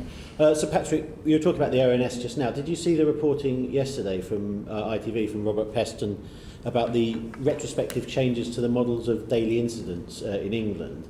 Do you have any comment about that, and does it concern you at all that the model seems to be so volatile when being corrected? Well, I think the ONS issued a rebuttal and explained what was going on there. I think it's quite important to know that I think that point is specifically about the incidence modelling, yes, which is obviously one bit of it. Yes. And incidence modelling is by far the most difficult bit to get right, and it's bound to jump around a bit. It also, I think in the way they do it, that looks back over a sort of 6 to 8 week period and averages over that period. So it's going to change on a rolling basis. Much more important are the data on the percentage positive and the number positive that they get in that study, to be able to look at the prevalence data, and that's the reliable bit that we want to look at. And the data were clearly showing, for example, at the point that intervention was speaking to, that levels were going up at that time, numbers were going up. So the incidence modelling, I mean, modelling is always modelling, and we try to look at data where we can rather than just the model. Yes, I mean, yes, of course. Which is the bit where Mr. Peston, I think, got a little bit confused, if I'm honest, is implying that it was just the ONS data which was driving all the decisions in government. That is completely a misunderstanding of it, and I would like to just correct that. And just to give you, I'd just like to give you some numbers of people who, for example, and I could do the same thing for people in hospital, people in ITU, people who died sadly. But let's take people who are on oxygen. 1st of September, 181. 1st of October, up to about 790. By the time you get to the 14th of October, where Tier 1 was considered, 1,752. By the time we get to the 31st of October, when Patrick and I were put in public to discuss this, 3,626. And by the 5th of November, when the new things came in, 3,954. And by the 20th of November, when the numbers had carried on going up, because there's always a lag, 5,140. Yes. Now, those data are hard data. Those are people in hospital on oxygen. So I think it's very important that people don't just think it's all theoretical modelling. No. I think a lot of this, and certainly from my perspective, my advice has been based as far as I possibly can on hard data of this is what is happening to patients, this is what is happening in the population. These are not modelled, these are real people in a bed unwell. And yes. We really do need, I think, to understand that lots of different bits of information come to this. Thank you. I just wanted to get that on the record because it's obviously out there. Yeah. If I can just add one other thing, if I may. The other way to look at this is in August, COVID was the 24th commonest cause of death in the UK. In September, it was the 19th commonest cause, and in October, it's the 3rd commonest cause. Right. Looking at the tiers and the second lockdown, firstly, did we have enough information about how well the previous tiers were working? You've both obviously spoken since about the need to strengthen those tiers, and specifically around hospitality, because there's been an awful lot raised about that. Have we properly modelled the changes that the hospitality industry made in the period between the initial outbreak and over the summer to become COVID secure? Were those modelled appropriately when we then considered what we did with the different tiers, both pre-second lockdown and the tiers we're currently with? Sir Patrick? I do not think we have got very good models on exactly the impact of different environments and different locations. I mean, I don't think anyone has. So if you look at the data around hospitality, what you have is a series of environmental factors, such as the fact people can't wear masks. By definition, you're meeting with lots of people who you don't normally mix with. You're in an indoor environment. In some cases, ventilation may not be adequate and so on. So you've got the environmental factors. The second area is that when you look at case control studies, and they're not very strong, but they do suggest that there is an increased risk in those settings. Much stronger if you look at occupational risk, where you can clearly see there's a risk to those who work in hospitality, again suggesting that there's a risk there in that particular sector. And then if you look at outbreak data from across the world, and you see events from specific hospitality environments where you see super spreading events and outbreaks. So there's a range of data. It's just not possible to model all of that with any degree of accuracy and say what differences is there now from Sure, but you say the data from across the world, but we put in specific, the Public Health England put specific COVID secure guidance for restaurants and other hospitality venues to follow. Have we got data that is directly relevant to the UK rules that we are using to feed into what we're doing with the tiers now? We do not know. I mean, first of all, I think it's brilliant. Actually, the hospitality sector has adopted those rules and done it really well. That's really important. We do not have data that shows exactly what the impact of that is in a measurable way. It's not possible to guess it. But if you look around the world, very few places have managed to control things whilst hospitality has been open and unaffected. Yes, and I think what the hospitality industry has put in place, firstly, has allowed there is some activity in the hospitality sector in the lower tiers, and it will make it easier to open things up in a safe way earlier than if those were not in place. So the actual, as an insurance to that, actually this is going to allow us to open up as the vaccines and the change of the season and so on improve things. This is not wasted effort, and I would completely join Patrick's view that we really admire and appreciate what the hospitality industry has tried to do. In a sense, this is just, unfortunately, we have a virus which thrives by bringing people together from different households indoors, and the hospitality industry, that is what they do as part of their business model, which is why we all enjoy it so much. So I think that's the problem we really have with the hospitality industry, and this is a global issue. And again, you could look everywhere around the world. Every country that's got strong science has come to the same conclusion on this. This is not a UK thing. France, Germany, and so on. And I think the other thing to say is that when you look at the effect of the tiers, it was only when hospitality was shut that you could see the cases coming down. So again, it's all circumstantial evidence, but it sort of points in the direction that Chris has alluded to, and that's the conclusion that I think countries across the world have come to. Thank you both. A lot of people who work and owe their living to the hospitality industry are frustrated that they don't see the forensic level of evidence that justifies, for example, the particular curfew hour, and feel that it has a major impact on their lives and prosperity on the basis of evidence that can be ambiguous and not very deep. What do you say to them? Is there something that can be done in the structure of scientific advice that can be a bit more forensic about those interventions that have a very big impact on certain people? Well, we're trying very hard to get data, and it's of course not an experiment because you haven't got the randomization. It's necessary in some cases to look at cases and controls, and those things are fraught with difficulty to make sure that you've got the right matching of those subjects. So much as we would love to get really detailed information on this and to be able to give you the answer, we can't give specific data on that other than the things I've talked about, and nor can anyone else across the world. But it's a summation of association and the evidence base I've described, which points to that being a sector that is particularly likely to be part of spreading. Now, it's not on its own, and there are many others, of course, that do that. And in all of this, the challenge has been, which bits are you prepared to keep open, knowing that every single bit carries some degree of risk with it, and at what point do you want to stop? Because there's always a case in every area to say, I'd like this bit to be open, I'd like that bit to be open, I'd like to have more of this, and eventually you end up with the disease spreading. Now, in terms of curfews, I think that's even more difficult to say, and there's no really hard evidence on curfew times. So why did we introduce a curfew?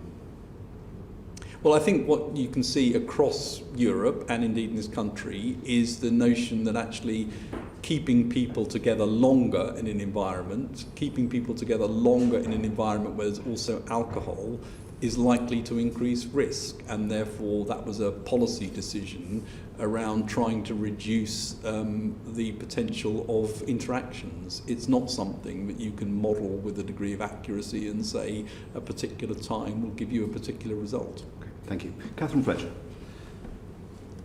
Thank you, Chair. Dr. Harries, gentlemen, I hope you had the opportunity, perhaps not in hospitality, but to sit on your sofa and take a quiet moment of reflection at the triumph that's occurred in this last week, you know, from a multidisciplinary effort. And I will quite happily buy you a glass in hospitality in the future when the opportunity arises.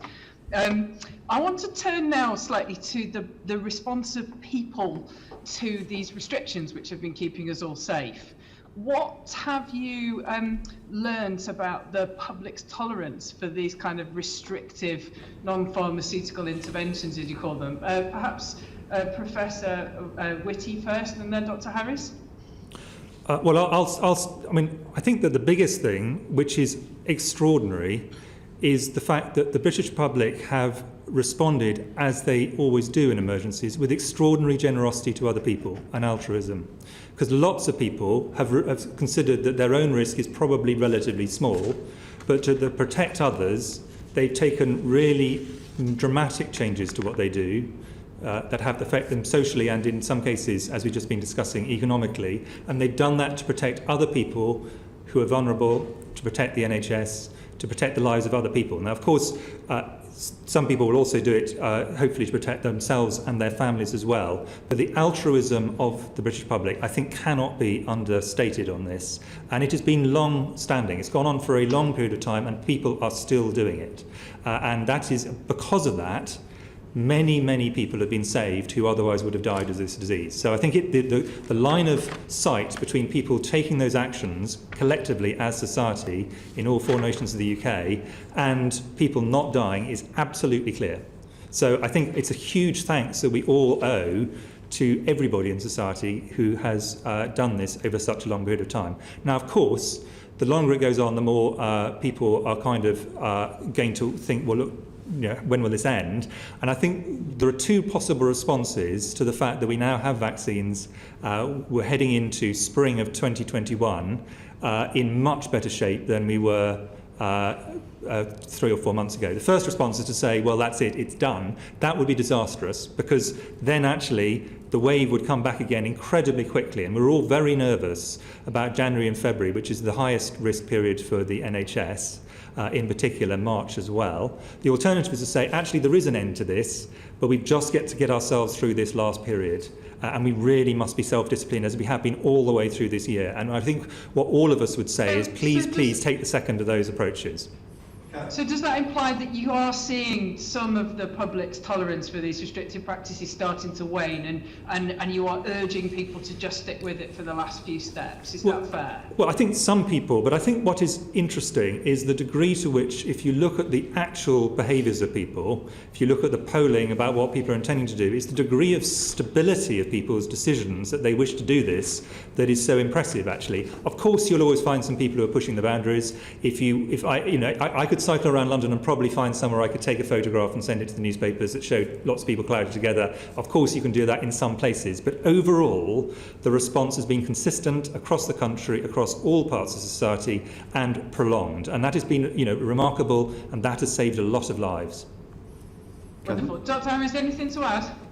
Thank you. I mean, maybe I think we can see some of these effects. If we look at the face covering use, for example, I think people have gradually, with increasing evidence around transmission, have adopted those. And it's actually very unusual now not to see people wearing a face covering in those areas where it makes sense to do so, where we're in confined circumstances and meeting other people. I think there are some groups, so I do a lot of work on the clinically extremely vulnerable group, and I recognise there that actually a slightly different position has occurred Some have been wanting to be out in society more. Others have found it very difficult to come out. And I think we need to recognise there are very different responses in different groups. But a bit like CMO, I think we've also learned about the really important role of community leaders as well, whether it be directors of public health or some of the religious leaders in communities, and how important that is in encouraging local people to help them understand some of the reasons for the NPIs, but also helping us to help them to stay safe.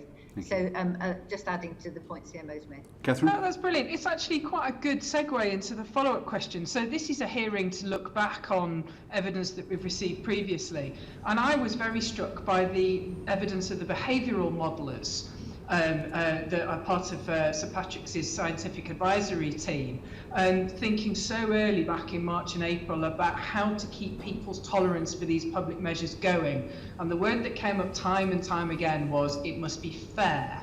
So I wonder, Professor Vallance, what have you learned about how to make measures feel fair to individuals in the country so that they can respond in this collective effort? Sir Patrick? Yeah, well, I think you're absolutely right to highlight how early and clear the behavioural group were about both construction of interventions, and fairness was certainly one of those things that they kept raising, and also how to communicate these, where they've also, I think, been impressive and consistent. And they've said right from the beginning, you've got to engage people, you've got to co-create the solutions and the ways that you deliver them so that people feel part of it. You've got to have special care to look at ethnic groups and also certain other hard to reach groups to make sure that you design things appropriately. Importantly, you need to explain the underlying reasons behind things. There needs to be simplicity, clarity and consistency, and where possible you need to enable people. And the example of the enabling one I think is really important when it comes to things like isolation. I mean, it's relatively easier to self-isolate if you're in a job that allows you to work from home and you can sit in your bedroom or office or wherever it might be and do your work and still get paid and still perform in the way you wish to. It's clearly very different if, as a result of you isolating, you don't have a job during that period, you're not being paid, you can't contribute. And as a result, you will have an inequity in the ability to do something which is a fundamental part of this response. And so that's why I think the behavioural advice was clear right from early on and remains consistent, that you need to enable these things, and the enabling to try and reduce the unfairness where it inevitably exists is an important part. The other thing I'd like to pick up on, on one of the things, I mean, very early on we made the statement, which I think remains starkly true today, that this virus feeds off inequality and feeds inequality. It makes inequality worse and it feeds off it. And I think that's a really important part of the fairness thing which was flagged up earlier on. Thank you. Catherine, finally. Yeah, thank you. I think we all agree that lots of people in lots of different ways have hugely done their bit. A lot of concern about different areas being in different tiers often comes back to a sense of fairness about public measures. Is there any reflection you would make about helping to build the case for what's fair to each individual area? Perhaps, I'm sure you've heard this, but more rural areas next to areas where there are higher concentrations of disease, it feels unfair. Is there more we could do if, God help us, no thank you, another pandemic comes along to make that messaging clearer? Sir Patrick. Well, I think there is something about explanation, but I think what you're also touching on is the question about sort of geographical boundaries, and that really is not a science question so much as a political one as to where the geographical boundaries are. And clearly, wherever you're going to have a boundary, there's going to be an issue either side of it as to whether somebody's in exactly the right one or the wrong one. So I don't think that's a science question, but it is. I do think there's an explanation piece, which you've raised, which is important, but I don't think the question of how the boundaries should be drawn is primarily a scientific one. Can I add, because I actually have to do the initial analysis that does this, along with many colleagues from JVC. And the decision about how big the unit of decision is fundamentally, in my view, a political decision. So should this, how small should the area be? Although if you make it too small, you're asking for trouble, because if you have a very small area that's got low rates surrounded by an area of high rates, we've tried that experiment several times and it always ends up the same way, which is the small area with the low rate gets a high rate. It's the way it goes. So I think that what we need to do is, political decisions need to be taken about the unit of that's appropriate, and a lot of that is around organisation and around the human geography of things. Those are decisions for local leaders, national leaders to make. And then you can actually say, well, within those kind of patchworks, this is where it's very high and this is where it's very low. But as Patrick says, there will always be people just one side of the boundary and just the other, both of whom will complain that actually this isn't quite right for them. As there are for every single one of the decisions we have to take. All of these decisions, you can always say, why have you drawn the line here? And the answer, you could have done it slightly higher or slightly lower, but you'd still have an equal problem either side of just being a slightly different place. So I think that's really what we just need to accept, that there is at some point the line is being drawn, and that boundary is going to be tricky. Thank you very much indeed. Next we have Taiwo Awatemi, but I think my co-chair Jeremy Hunt wanted to come in with a couple of questions. If I could, this has obviously been a very tough year, and I just wanted to start by putting on record my thanks to both of you for your incredible service to the country over the course of the year. And I just have one question, which I'd like to ask both of you, if I may. We have learnt an enormous amount this year. I just really want to ask you what you think you have learned the most, particularly if you look back right to the start, to the advice that SAGE gave between January and March. What would you do differently, both in terms of the content of the advice and also the structures around which that advice was given? Maybe I'll start with Professor Whitty. Thank you very much. Can I divide that into kind of three different blocks? Because I think this is an absolutely fundamental question, given this is a lessons learned inquiry. There's a block of things where the science advice we and many other people gave, with the benefit of what new science, we would give different scientific advice. An example of that might be mask wearing, where our advice initially was, actually, we don't think this is going to help much. Our advice now is, actually, we think this is a useful part of the tool. The science has actually changed. In fact, the data hasn't changed much, but the scientific interpretation of the data has changed in that particular example. And there are a series of answers where it is that we have new science. We know more about this virus. We have a better understanding. Then there's quite a lot of areas, and I think many of the areas that are most contentious are the fundamental scientific understanding wasn't incorrect, but the data streams were incomplete, and therefore if you basically start with incomplete data, you end up with incomplete answers. And I think the classic example of that is the question of when should lockdowns at various stages, which wasn't a single event, it was a sort of a rolling event, what was the optimal time to do that? And also questions around people coming into the UK from around the world, where should be quarantined, where should not be. The problem we had on the quarantine side is we didn't actually realise how widespread it was in Europe, for example, because there wasn't testing in many of the European countries. We knew it was in Italy, we didn't realise how expensive it was in Spain and France for a while. That's an example of a lack of information. Internally, because we had pretty limited testing capacity, in fact very limited testing capacity, we didn't realise quite how far along the curve we were, because we were having to use people who intensive care and who had sadly died, which is quite a late event.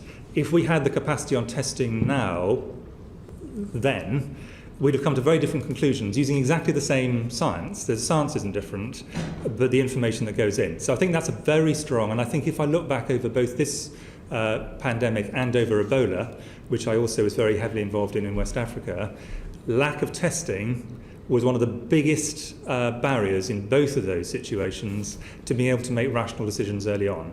And so I think one of the big learnings I would have from that is we've really got to build our capacity to turn testing not from the initial science to the test. We were really strong on that, and pay great tribute to my PhD colleagues, getting tests done experimentally right early on. It's then the big scale up and the capacity to do that at scale. That side of things, I think we really need to think quite seriously about, because that's going to be a problem. Any pandemic we have in the future, that is going to be an issue again. So I think we need to not find ourselves in that situation. We've been caught out twice now with lack of testing, and I think 3 times would be too many. So, I could go on, but those are kind of... And then the final thing is the question about structures. And I think on structures, broadly, I actually think our structures have been pretty good compared to where we might be. SAGE has had some difficulties transitioning from something which gave a small number of sessions, and I've been involved in SAGEs for a decade now, and most of them last 2 or 3 meetings, and were just to advise COBRA. I think Patrick might want to talk about this. Having a continual process, I think, has stretched the system, and I think there's quite a lot we could learn about that. So there's a process set of questions. But broadly, the building blocks, having the NRHR, having the NHS, having the MHRA and so on, I think our building blocks have shown their capacity. And I think the early part of this discussion, I think we should in a sense, we should celebrate the things we have got that are good, whilst actually learning some of these things that I think we clearly would have done differently with different capacity and different knowledge early on. Thank you very much. Can I just ask Patrick? Well, first of all, I really agree with what Chris has said. I want to add one point to the testing point, which is I think the other capability area was not just testing, but actually the ability to do contact tracing at scale, and that requires people in place, trained, ready beforehand, and that's one of the lessons, of course, that SARS and MERS taught in some places, and they had that public health system that enabled them to do that at scale. So I think that's one of the big points I would add to that. Can I just add that there is a view, and actually, co-chair, correct term. You've expressed it yourself that the reason that we weren't doing contact tracing at scale early on was because we thought this was flu and it was actually SARS. I think that's a misunderstanding. And to be clear, I'm not a flu doctor. Basically, I'm an infectious disease epidemiologist in general. I've dealt with large numbers of infections, and the last one I had to deal with at scale, Ebola, was entirely based on contact tracing and isolation. So I fully accept the absolute need for that. It was basically a capacity compared to size of problem issue. And that's not the kind of thing you can, it's very easy to be wise after the event and say, why did we not invest in this previously? Just as it's easy to be wise after the event on multiple other areas. Actually, I think that the speed of the upswing that happened early on would have overwhelmed any realistic scale of contact tracing we had. Nevertheless, I think for future, this is an area we probably need to have greater capacity, and I think Germany in particular has shown how this can stand you in good stead, even in a European context. I think some slightly shaky comparisons are drawn with the eastern part of Asia, where I think there are a variety of reasons the parallels are not very exact, but I think the German example is a very good example. But even in Germany, even with experience, they are now struggling a bit with the numbers of cases that are happening in winter. So I think what we need to realise is that there is a sort of scale problem. At a certain point, however good your system is, it's going to get overtopped by the scale of the epidemic. And I think we shouldn't try to pretend that somehow you can build a perfect system. Classically, when you try and build a perfect system, you end up with some kind of variation of a Maginot Line. Very expensive, doesn't work. Yeah, just to now answer the other part. I think there are 3 things I'd pick up on. One, I think, is really important for all resilience areas, which is very early on, we were dealing with imperfect data. Now, you're always dealing with imperfect data, but we were dealing with data which just we couldn't get our hands on enough of it. It wasn't interoperable. It wasn't linked in the way it needs to be linked. It's much, much better now. So I think the lesson from that is if we look down the National Risk Register and ask the question, what are the data sources, data flows, data owners, interoperability that you would want in order to look at the, top 10, have we got that in place? So getting that in place early, I think, is an important lesson. The second point is science advice is science advice, but it needs to dock into the machine appropriately. And I think it's not always easy to dock into all of the right parts of the machine. And as Chris said, it's somewhat easier when you're dealing with a 3 SAGE meeting with 3 COBRA committees and the system's trying to respond to something fairly clear and straightforward in terms of the output that you're requiring. It's much more difficult to get that right across the whole of Whitehall on a continuous basis. And so ensuring clarity of docking mechanism is important. And one of the things that we have started, which I think has been important and successful, is actually to get open teach-ins across Whitehall from some of the experts and science groups to come and talk to whoever wants to come to hear it, as well as the clarity of docking into Cabinet Office and other places. The third is duration. I do not think that we were well prepared for duration of SAGE stand-up. And the consequence of that has been that in the Government Office for Science, for example, we've had to rapidly build numbers to try and cope with this long-term problem. We didn't have necessarily the right surge capacity to get that right. And when I look at the people who've worked on both main SAGE and the subgroups, who've now been at it since January, who are full-time academics with research and teaching commitments and all sorts of other things, to provide them with some sort of resilience and support for what they need to do, I think we didn't have in place. We've had to make it up as we go along to try and support them. They've been heroic, and I want to get it on record here. They have really worked enormously hard on this and given up, all of them doing it for nothing. And their universities have also been supportive. You know, I've had to phone up people at the university, and they've all been supportive, say yes, these people must continue. But I don't think we really knew how we were going to support them from the beginning over a very long period. And I think that's an important lesson to learn. Thank you. Perhaps Dr. Harris, you might just give some personal reflections in the same vein as your colleagues.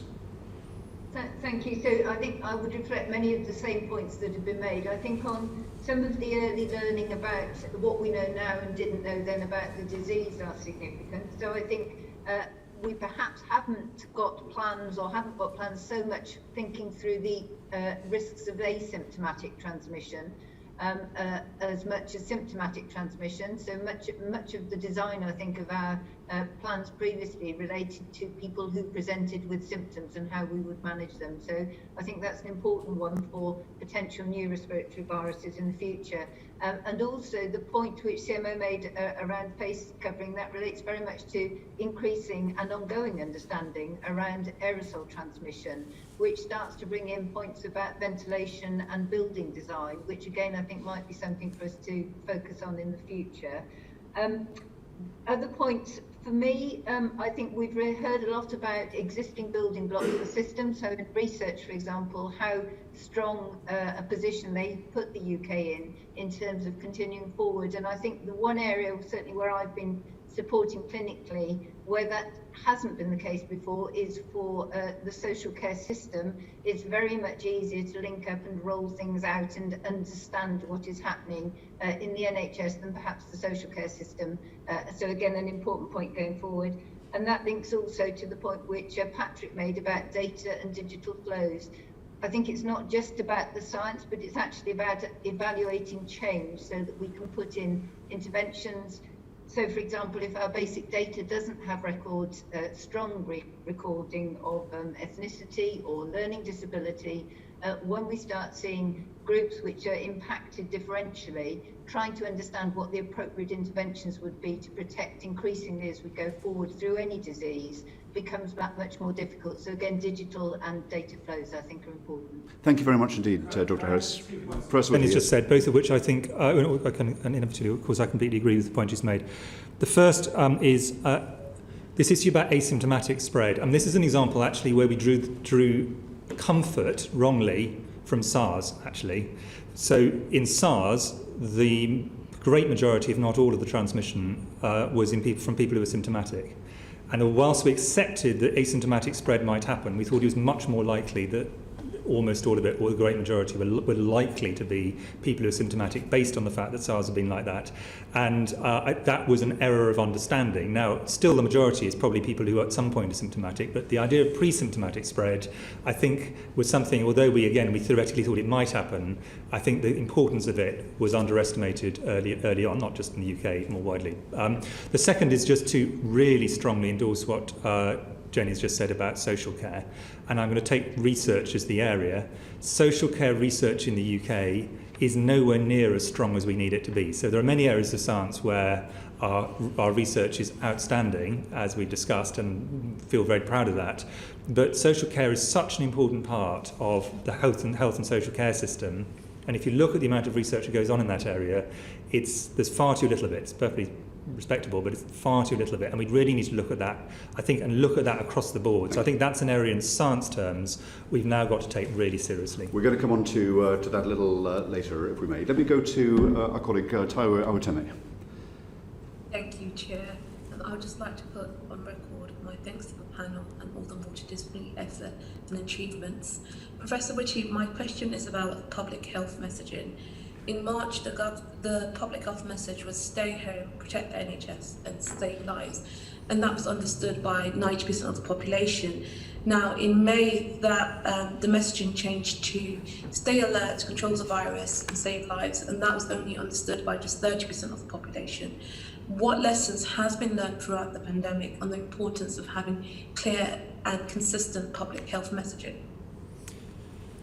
Well, I'll give a view. Patrick will want to give a view as well, and Jenny may well as well. I mean, the problem the first thing to say is we can't take credit for the kind of the slogans that worked, and we can't take blame for the slogans that didn't, because communications is not our great strength. But there are many people who are, in terms of actually these kind of actual campaigns. But I think you are absolutely right that the clarity of the initial message was really clear and absolutely essential to people understanding what needed to happen and then doing it. So I think you are completely right.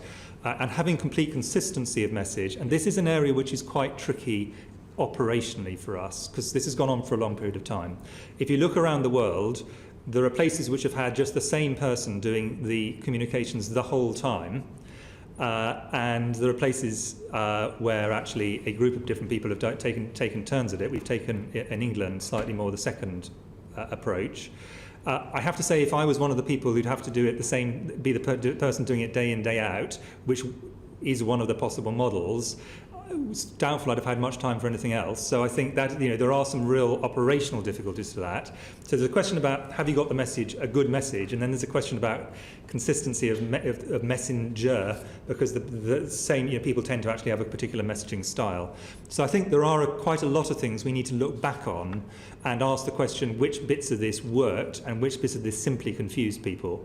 And I don't think I'm the right person to do this. I don't think Patrick or Jenny would say they were the right people to do it, but I think we would all agree that there's a lot we could have, there's a lot that did work, but there's also a lot I think we could do a lot better. And one thing which Patrick said earlier, which I think we really, really need to look at again, is I don't think we got our messaging to some of the ethnic minority British groups right early on, and indeed some other smaller groups. And we just didn't actually have a clear campaign on those areas. And I think that is something which we need to look at fairly self-critically and work out how we could do that better next time round. It's still not perfect, but I think at least we're now got it a lot more systematic. But that's an area where I think all of us would look at and say, actually could have done better. Thank you. Taiwo? Yes, just wanted to move on about communication regarding the vaccination. Now, polling has shown that 1 in 6 people are either unlikely or definitely won't be taking the vaccination, and this is due to their beliefs, some of their attitude and values regarding their skepticism around science. So in order for us to be able to achieve the vaccination aim, what is currently being done to address some of the recommendations by the Royal Society, particularly around having open and transparent messaging in order to ensure the public expectations are met, but also how do we empower the general population to be able to spot and report any misinformation? Thank you. So I'll start, because this is very classic Chief Medical Officer territory, but Jenny and Patrick will both have strong views on this, I suspect.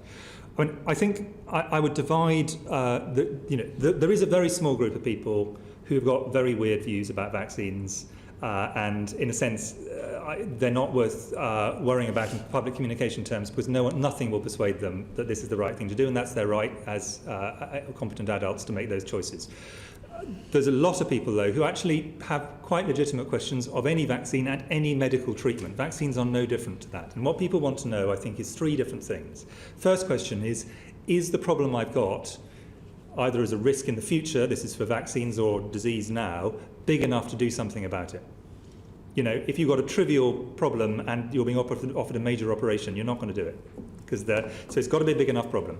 The second question is then, does this actually work, as in, will it cure the disease or will it prevent the disease? In the case of vaccines, will it prevent it? And that's where the efficacy comes in. What proportion of the cases will be prevented? And then the third question they want to know is, what are the side effects of this? Because drugs of all sorts, aspirin and paracetamol have side effects. Every drug has side effects. Vaccines will have some side effects. For sure, some people will have them. And what they want to know is, are those proportionate to the thing which it's reducing?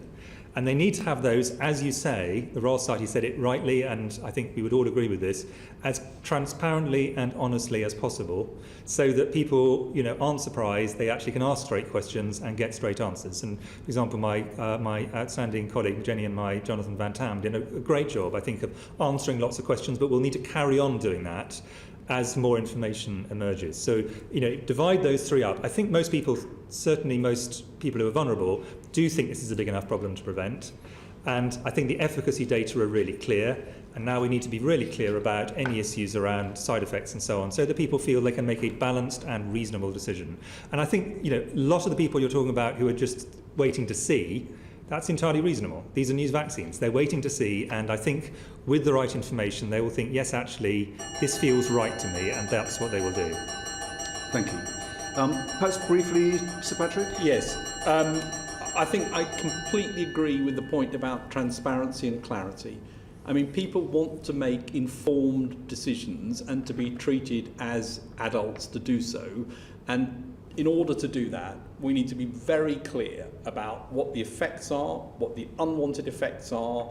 We need to be clear about when there are things that crop up that change any of those positions, and to do so in the most transparent way possible. I think that's the way we'll build confidence around this and build trust.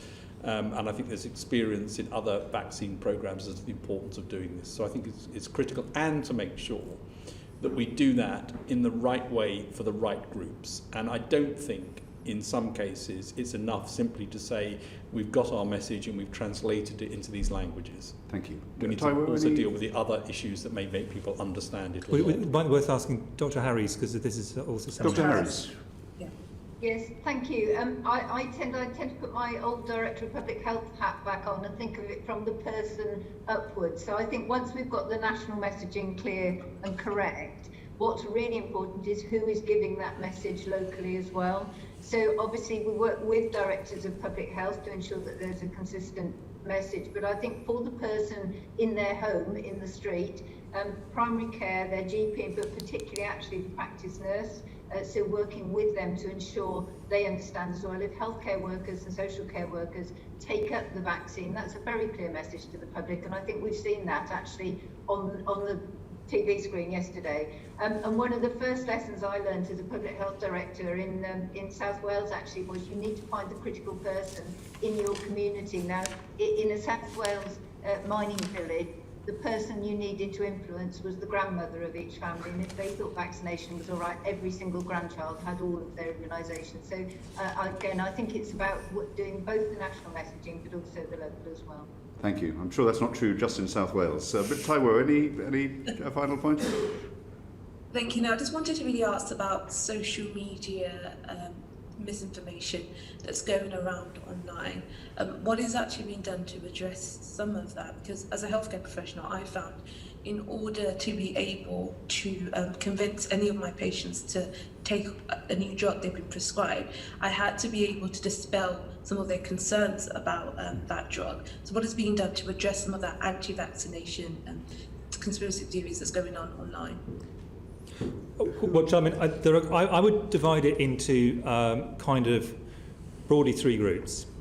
The group which is in a sense, responsibility for Dr. Harries, for me, for Jonathan Van Tam, for Professor Vallance to address, along with many, many other healthcare professionals all the way through the system, is people who are asking very legitimate and reasonable questions about a vaccine which is going to be given to them, to their parents, to their children, and so on. And those questions should be taken seriously and should be answered honestly, as you would agree, and everyone would agree. Then there are a group of people who have very, very strong views on vaccines, not always, let's put it this way, scientifically founded. And I think it's reasonable to actually address those as best you can, but accept that you may not end up with them coming around to agreeing with that. And then I'm afraid there are also some people who are deliberately going for misinformation, many of whom, bluntly, are not based in the UK for a variety of reasons. And that is definitely not a medical issue. That's an issue for others to take seriously. But that is a very serious issue because those people are deliberately trying to sow uncertainty about vaccines, which is in the long term not in the good interests of the citizens of this country. And that is not for this discussion, but it's just to acknowledge that that does happen for a variety of reasons, including a well-funded anti-vaccination movement in certain countries, and also other reasons that I think are widely known from the newspapers. Thank you very much indeed, Professor Whitty. Thank you. We'll now go to Sarah Owen, then Graham Stringer, then Laura Trott. Thank you, Chair. I just wanted to pick up a point that Sir Patrick made about emergency planning and preparedness before asking some questions about mass testing. Now, back in early 2000s, I remember multi-agency emergency planning discussions taking the contemplated mass deaths caused by SARS. I was relatively young then, and the prospect of mass burials really struck with me. Emergency planning budgets were cut by 29% from 2010 to 2017. Do you think we could have benefited from, and do you think we need in the future greater investment and focus for emergency planning for pandemics, especially with regards to testing and contact tracing? Sir Patrick? I think that I've said that if you look at what happened in some other countries, there was a preparation of some of those things past after SARS and MERS that was beneficial. And so I do think that the public health system needs to be properly supported, needs to have the right ability to respond. And I'm afraid what we're talking about is resilience which allows spare capacity. And so one of the tensions, and we're outside science here, but I think one of the tensions in this is if you run a system which is at absolutely full capacity the whole time, you by definition have not got the surge ability to grow into something new. And so I think this is going to be true, and go back to vaccines, it's going to be exactly the issue that we need to face around vaccines. We want to have vaccine capability in this country. It's probably not realistic to assume that you have a big vaccines capability that sits there being kept warm, waiting for the next thing to happen. So somewhere between having nothing and having something which you unrealistically expect to be sitting there ready to use when you need it, but you might not need it for a decade or more, I think is where we've got to get to. And that's going to require the question about how much extra capacity you want, how you would fund that, and what you do to keep the bulk of that going whilst you know that you're only going to need the surge bit for certain things. And I think that's an issue for vaccine planning, but it's also an issue right across the public health sector, which I think would... Thank you. Sarah? And these questions are on mass testing, so I think probably for Professor Chris Whitty. Before summer, Luton was subject to higher restrictions, and a key part of us coming out of that was local contact tracing, but also Liverpool's also been trialling mass testing. Do you think we're going to have to continue with this capacity for mass testing, and how is that impacting things at the moment? Well, I think that the approach that my colleagues, who the Directors of Public Health advocate and I support, and I think most people actually would support, is what we should be trying to do is work out the most efficient way to do what's called mass testing. Actually can mean lots of different things. And I'll make a point which is obvious, but I think just to lay this out. Let's say you've got 3% of the population at any particular point have got COVID, which would be a relatively high rate relative to the national average. you could, in theory, design a system that tested 97% of the entire population and didn't find a single case, or in fact remove them from risk to others. Or you could test 3% of the population if you had perfect knowledge, identify the 3% who had it, and remove all of them. The size of the testing isn't the question. The question is what proportion of the people who are positive do you get? And the sensible thing is to start off in the places where the highest risk is and then move out from there. And that may mean the whole population eventually, and various people have tried that, and there are lots of academics who are currently debating this quite forcefully, some of whom say you should test absolutely everybody, and some of whom say this isn't a very good idea, and they all use different examples to back up their cases. And the reason we've got a debate is we're not really absolutely certain about the ideal model of how do you go out so you get the maximum number of people who've actually got the virus, but don't actually end up doing a large amount of testing which has almost no chance of picking up any positives. Because fundamentally, picking up a negative is pleasant for the person to know, but actually what you're really trying to do is pick up the positives. That's the key, and that's what we have to do by whatever system we use. Thank you. Sarah? Just following on from that, I have two more that were specific to the testing. What is there for the government's decision to allow family members into care homes subject to a negative test? Well, this is a question which has been debated among doctors, nurses and SAGE and the general public all the way through this pandemic. Because really you've got two things which are in serious tension with one another. You've got the fact that actually allowing people in to visit relatives does increase risk not only to that person, but importantly to all the other people in that resident's home. But on the other side, you've got a group of older citizens who can get very lonely, might be, some of them, quite a lot of them have got early dementia or even later dementia, and many of whom are in the last 6 months of their life. And actually saying you can't see your family is a very bad thing for them individually, and societally it's something we feel very uncomfortable. But the trouble is those two are in absolute opposition to one another.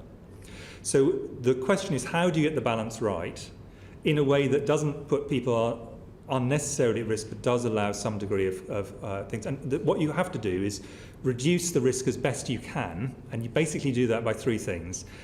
Doing different things in very low transmission areas compared to very high transmission areas, because it's simply the probability of someone walking in the door with COVID is different depending on which level of transmission you've got. The second is all things like PPE, pod visiting, all the kind of things with barriers and so on to try and minimise physical impact. On top of that, you can layer testing, but the question that was asked earlier on about, well, these tests aren't 100% sensitive is completely right. So this will reduce the risk further, but it will not take it to zero. And what we're really trying to do is find, as so often with COVID, not find the perfect answer, because there isn't a perfect answer, but find the least bad answer of the many bad answers we got in front of us that takes the risk down as far as we can, accepting there will still be some residual risk. But if we took a zero risk approach, the result would be no one could visit anybody. And that, if you just think about that for a year of someone's life, many of whom, as I say, towards the end of their lives, as all of us will get to, that is something which all of us are really uncomfortable about. So that's the balance of this decision. And there isn't a perfect answer, but directors of public health, GPs, nurses, care home providers, as well as political leaders, all wrestle with this. This is not a straightforward situation. Thank you. Sarah? But what levels of testing and vaccination are we going to need to see before that risk is a decision that we can take about whether we're going to hug our grandparents or elderly relatives again? Well, I think that your in a sense, your implication, which I completely agree with, is at the point when we can get back to something where the level of risk is sufficiently low, you can interact in the way we'd all want to interact with our older relatives and friends. Vaccines is by far the strongest tool we have in our box. And getting care home residents vaccinated was number one priority where it was logistically possible. Now, Pfizer vaccine, because of the way of delivery, is going to be a bit harder for that. Second priority was care home staff, because the biggest risk is not through any fault of their own, but just care home staff live in society and they will therefore, some of them catch it, and that the risk is that they can introduce it. That's nothing, that's just a reality. And the vaccination side will help us reduce the risk, I hope, over the next 2 to 3 months. But what you really want is the care home residents, the care home staff and the visitor all to be vaccinated, and that will be in a situation where the risk will be much lower. Now, Jenny Harries has been leading a lot of the thinking on this, and would you like Jenny to give an additional answer to that? I think we've got some more ground to cover. So perhaps if Dr. Harris had just a very brief addition to that. Thank you. I think Chris has covered most of the key points. I did just want to pick up on the earlier question around this issue of balance of risk, and just to highlight that this is not something which has not been considered in some detail. There is actually a SAGE subgroup which I chair, and we have tried to look at a scientific way of balancing the risk of visiting with the loss of quality of life in a quantified way, in order to give support both to relatives visiting and to the care homes who finally make the decision about whether visiting can occur or not. And as Chris has said, it's a really difficult one to manage. And I think the testing, as we've all said, reduces some of that risk and allows a better balance, but it doesn't remove the risk completely. Thank you very much indeed. Graham Stringer, then Laura Trott, and then Carol Moran. Earlier in the evidence session, Dr. Rain told us that she thought dexamethasone had saved 1 million lives around the world. I guess that's not a very precise figure, but a good figure. Do you have a similar figure for how much the test, trace and isolate system, how many lives that has saved? Well, I would, atypically, because Dr. Rain is very careful, I would be more careful than Dr. Rain about putting any of these kind of numbers out, because I think they have to make so many assumptions. Let's imagine a world in which there was no test, trace and isolate. I am confident we would have a worse epidemic than we have at the moment. Very confident about that. It is a significant component to our response. Now, the proportion of it is going to be greater the lower the rate of the transmission. We said that all the way through. So test, trace and isolate has its greatest efficiency when rates are actually low, and at that point it can pick up large numbers of cases, and this is exactly why some countries, including countries that are doing incredibly well, like South Korea and Germany, once they get above a certain point, they all accept that the amount of the load that can be taken by this is lower. So the proportion will be lower at this point than it would have been in the summer. And my hope is by the spring, test, trace and isolate will be helping to reduce the residual risk, because the vaccines are not going to take the risk to zero. They will reduce it. Test, trace and isolate will take it on top of that. But even now, it is certainly contributing significantly. But could I put a number on it that I would stand up and actually say confidently this is what it is? No. And that's just because I think it would be making so many assumptions. I think it would be very flaky science. Graham. That's unusual for health service, because the way you, I'm talking generally about the health service, decide on whether medicine can be used is assessing how many life years will be saved and how much it costs. The National Test and Trace Isolate system has cost a percentage of what the whole of the NHS costs. It's a huge amount of money. So I'm rather surprised you don't have a ballpark figure for that. Well, sorry, can I just add one thing? Particularly, the last time you heard Jeremy asked about the SAGE advice that said that the impact of the test, trace and isolate system was marginal. Well, I think that was so. Patrick might do on the second one, and then I can come back to the first if he hasn't answered the question. So I think that was a reference to a particular time, and it's exactly the point that Chris has made, that when prevalence is very high, the ability of test, trace and isolate to make a material impact on the epidemic is low. So at that point it's low. It's not that overall test, trace and isolate doesn't work. It works much better at low prevalence levels and low incidence levels. It becomes relatively ineffective as you get to high incidence and prevalence levels. That's what that comment referred to. Yeah, and I think, I have all the way through this been really cautious about putting numbers into the public domain, just which I consider essentially speculative. And this is one where I really would not want to do that. Right. Let me try and get at the issue another way around. There was a decision taken some time between March the 23rd and the end of May to move to a centralised laboratory system, centralised test, trace and isolate system, as opposed to a decentralised system based mainly on public health officials. Can you tell us what the assessment was of the two potentially different systems about their effectiveness at that time?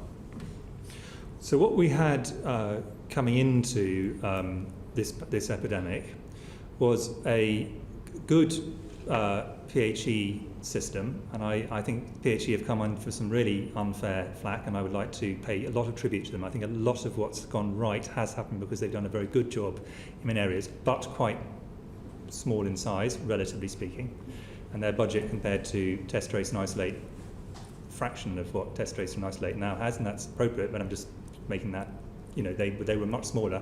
And local authority systems also very good at doing this at a relatively small scale, but we had a new disease with limited diagnostic capacity, and the decision was the only way you could ramp it up very quickly, and this wasn't my decision, but I'm just making a sort of description of it, was to do this in a pretty fast, top-down, centralised way. And that's true in most emergencies, that's how you start off. But a huge amount of the expertise actually resides in local authorities with directors of public health, the local public health teams with the local authorities. And they have consistently provided very high quality things. They just didn't have the scale or ability to do this at the scale that was needed. And I think the shift over from a more centralised to a more decentralised model is exactly the right thing to do and is more durable. And I think over time, my hope is that the balance of the centre of gravity will move further towards a more localised system. That seems to me the right approach. But I think, you know, I don't think it was incorrect to start off with you've got to stand this up fast, and doing it centrally is a lot easier to do. I mean, I think often people forget quite how fast this hit us and quite how fast things therefore have to be set up. It was done very quickly, I accept that. But focusing on a centralised system itself caused problems. I mean, the Science and Technology Committee and the Joint Committee have heard evidence about the failure of the centralised system, both the Lighthouse laboratories and PHE, to communicate with the local teams. And there's also evidence that where the local teams have used their own testing, isolated people, they know the communities, it has been much more effective. So I suppose I'm asking, in a lessons learned, wouldn't it have been better to invest more earlier in those local teams that were there? Well, I'm really cautious. It's one of the areas I tend to stay out of. That's a shame, is really. investment decisions. I consider they are fundamentally political decisions. But I think. Can I just interrupt you, because it is an investment decision, but it is also about the effectiveness of public health. I was going to come on to that. Right. But when in a sense, I face two ways on this organisationally. I speak every week to the Directors of Public Health. I very, very strongly think that they've been the bedrock of so much of the best bits of this response, and they and their public health colleagues have really responded extraordinarily, as has the local government system across multiple other domains, but in this area very well. But I also look out towards JBC, Test and Trace and PHE, and they've also done actually a very good job. The balance of that is shifting and will continue to shift and should shift. But I think trying to, in a sense, almost play them off against one another. I realise that's not what you're trying to do. What I'm trying to say is, no, it's not what you're trying to do. What I'm trying to say is, what I wouldn't want is the public debate to be say these are good and these are bad. What we have is basically two good organisations doing their best in very difficult circumstances, and the balance between them should shift and is shifting. But I don't think that means that at any point in time you can say is the perfect solution between these two. There's always going to be a need for a mix of some central capacity and some local capacity, and where that balance sits is going to shift over time. Can I just make a lessons learned point here as well, which is about whatever the system is, one of the things that's crucially important is to get the data in one place, so that what you can't do with local systems and end up with sort of local variation in how data are collected, how things are pushed into a central system, because the ability to monitor things has been really important. So whether it's local or central, that data point I think is something that we need to get right going forward. Last one, Greg. Last one. Can I just follow up the question Jeremy asked earlier on about the lessons learned, which you answered comprehensively, but you didn't answer because scientists never like answering these kind of questions, which is how has it impacted on you? I mean, you've spent nearly 12 months. You've come from being not just famous in your own fields, but nationally famous. How has that affected you? And for any successor in this situation, what advice would you give to them? Because you must have learned personal lessons throughout this. I would say I'm a pretty typical medic and doctor and scientist, and I don't like talking about these things. You're right, but I will give two answers to this. I think the first thing is, if you go into a senior job in government, you do have to expect a certain amount of public scrutiny. Of course, the level of it, nothing can prepare you for. All of you as senior politicians are used to it the whole time, but for those of us who operate more at a kind of slightly below the radar level, it came as a bit of a shock. But you just have to accept that that's just the way it is. You've chosen the job, you've just got to, you're in post, you've got to do it. I think that the positive thing, though, is actually the enormous amount of support you get from the various professions, both on the science side, on the medical side, local and central government. That's what makes it possible. And that, it's being part of a team of people who have been very supportive to one another. And the same is true if you look at my outstanding NHS colleagues. They have been also going through this day in, day out, very much more face to face. And I feel much more concerned about them than me, actually. They've really, really been working incredibly hard, and they're going to have to continue to through this winter. And it's being part of a team and realising what you're doing to improve things that really makes a difference. And I think that does make that possible. I think I really wouldn't want to whinge. I think the people on the front line, the social care settings and the care homes and the hospitals and the GP practices, they've done a terrific job, and they've done it because they've done it as teams, and they've done it because they've done it for their fellow citizens. It is an important question, actually, and thank you for asking it. And I completely agree with what Chris has said about the importance of team and the recognition that other people have really had the real frontline experience of this in a way that we haven't. And also, as going back to an earlier question, people have been affected right the way across the UK. Everyone's had a difficult year, whether it's in hospitality, whether it's in other areas. But there are some lessons I think that are quite important. And I'll speak from a personal perspective and then say what I think may help going forward. One is, from a personal perspective, I think the answer is you've got to stay focused on the science. In other words, not get drawn into the other areas.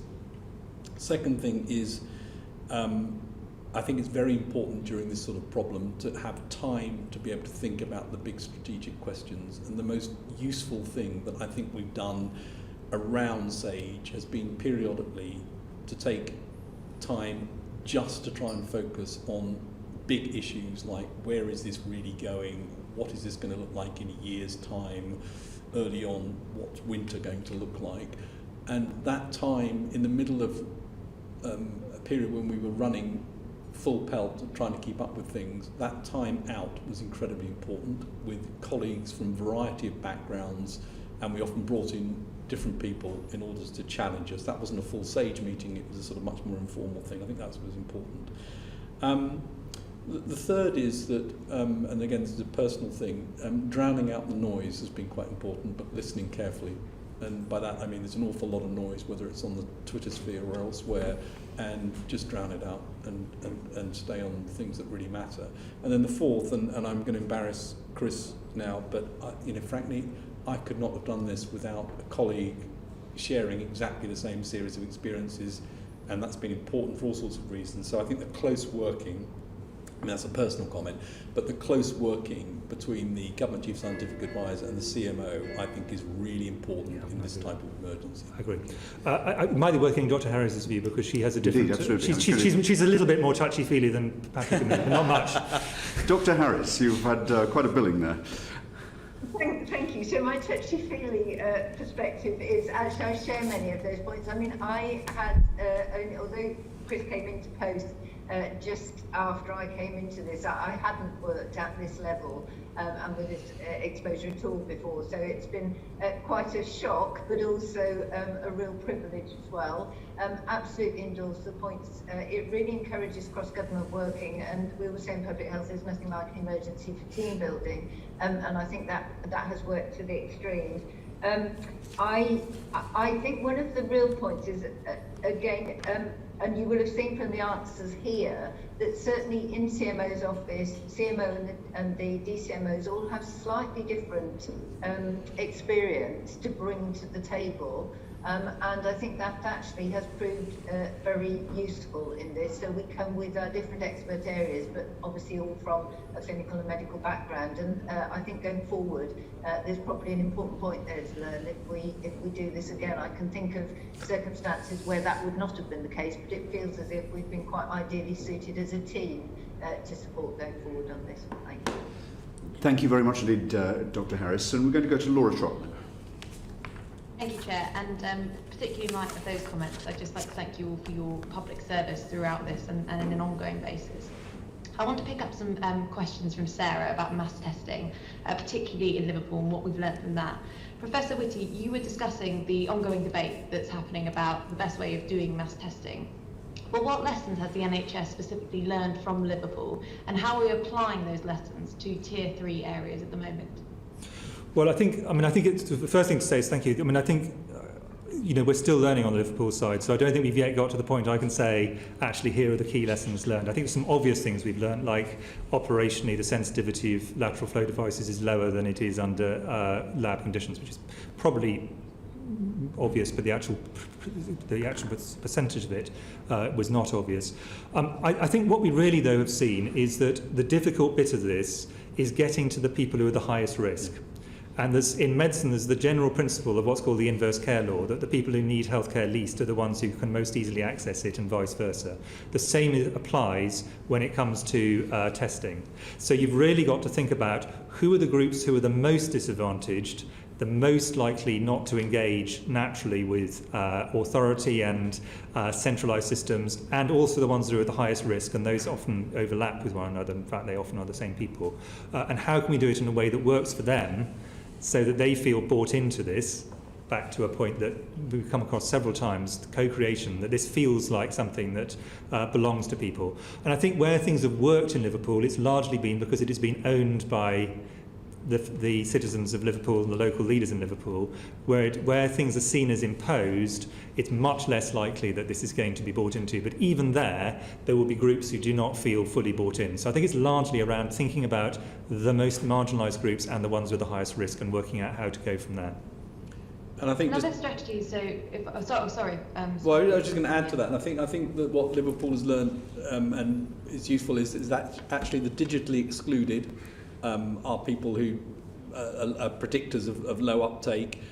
Deprivation is a predictor of low uptake, and young adult males are less likely to. So there's some things that are coming out of it that's yet to be fully looked through. But I think those are sorts of lessons. And the other thing that's come out is that confusion in terms of misinformation on social media and so on are things that need to be tackled. And the reason that things went down so fast in Liverpool was because of the leadership locally of not just political leaders but the whole society. Liverpool took this really seriously, and that's the reason why they got the rates down so fast and so early from really high rates. It was local buy-in. So if we think about, I'm from Kent, so if we think about Kent as a whole at the moment, what strategies are in place to help address exactly those issues? So helping the council to reach out to those difficult to access groups, some of the digitally excluded. How are we helping kind of address that now in real time? Well, from my perspective, a lot of this depends on the Director of Public Health. Now, of course, as several people, including our chair, have pointed out, Kent is a big and varied county with a number of different challenges, and is also facing all the issues that are going to be arriving in January as well. So the local authority has got a lot on its plate. Nevertheless, I think we've really got to look very seriously using local intelligence. No point someone from outside here, from outside Kent, trying to say, well, this is what you should be doing locally. Attention. Should I wait for this? We might just pause a second. Confirmed in your area. Leave the building immediately. We need to suspend the sitting, I hope temporarily. Do not use the lifts. Okay.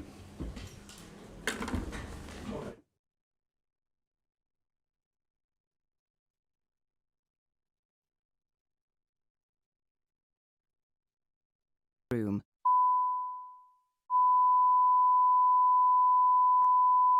Portcullis House, the Boothroyd Room.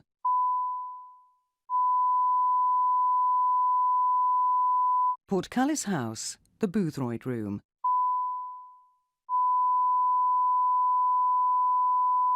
Portcullis House, the Boothroyd Room.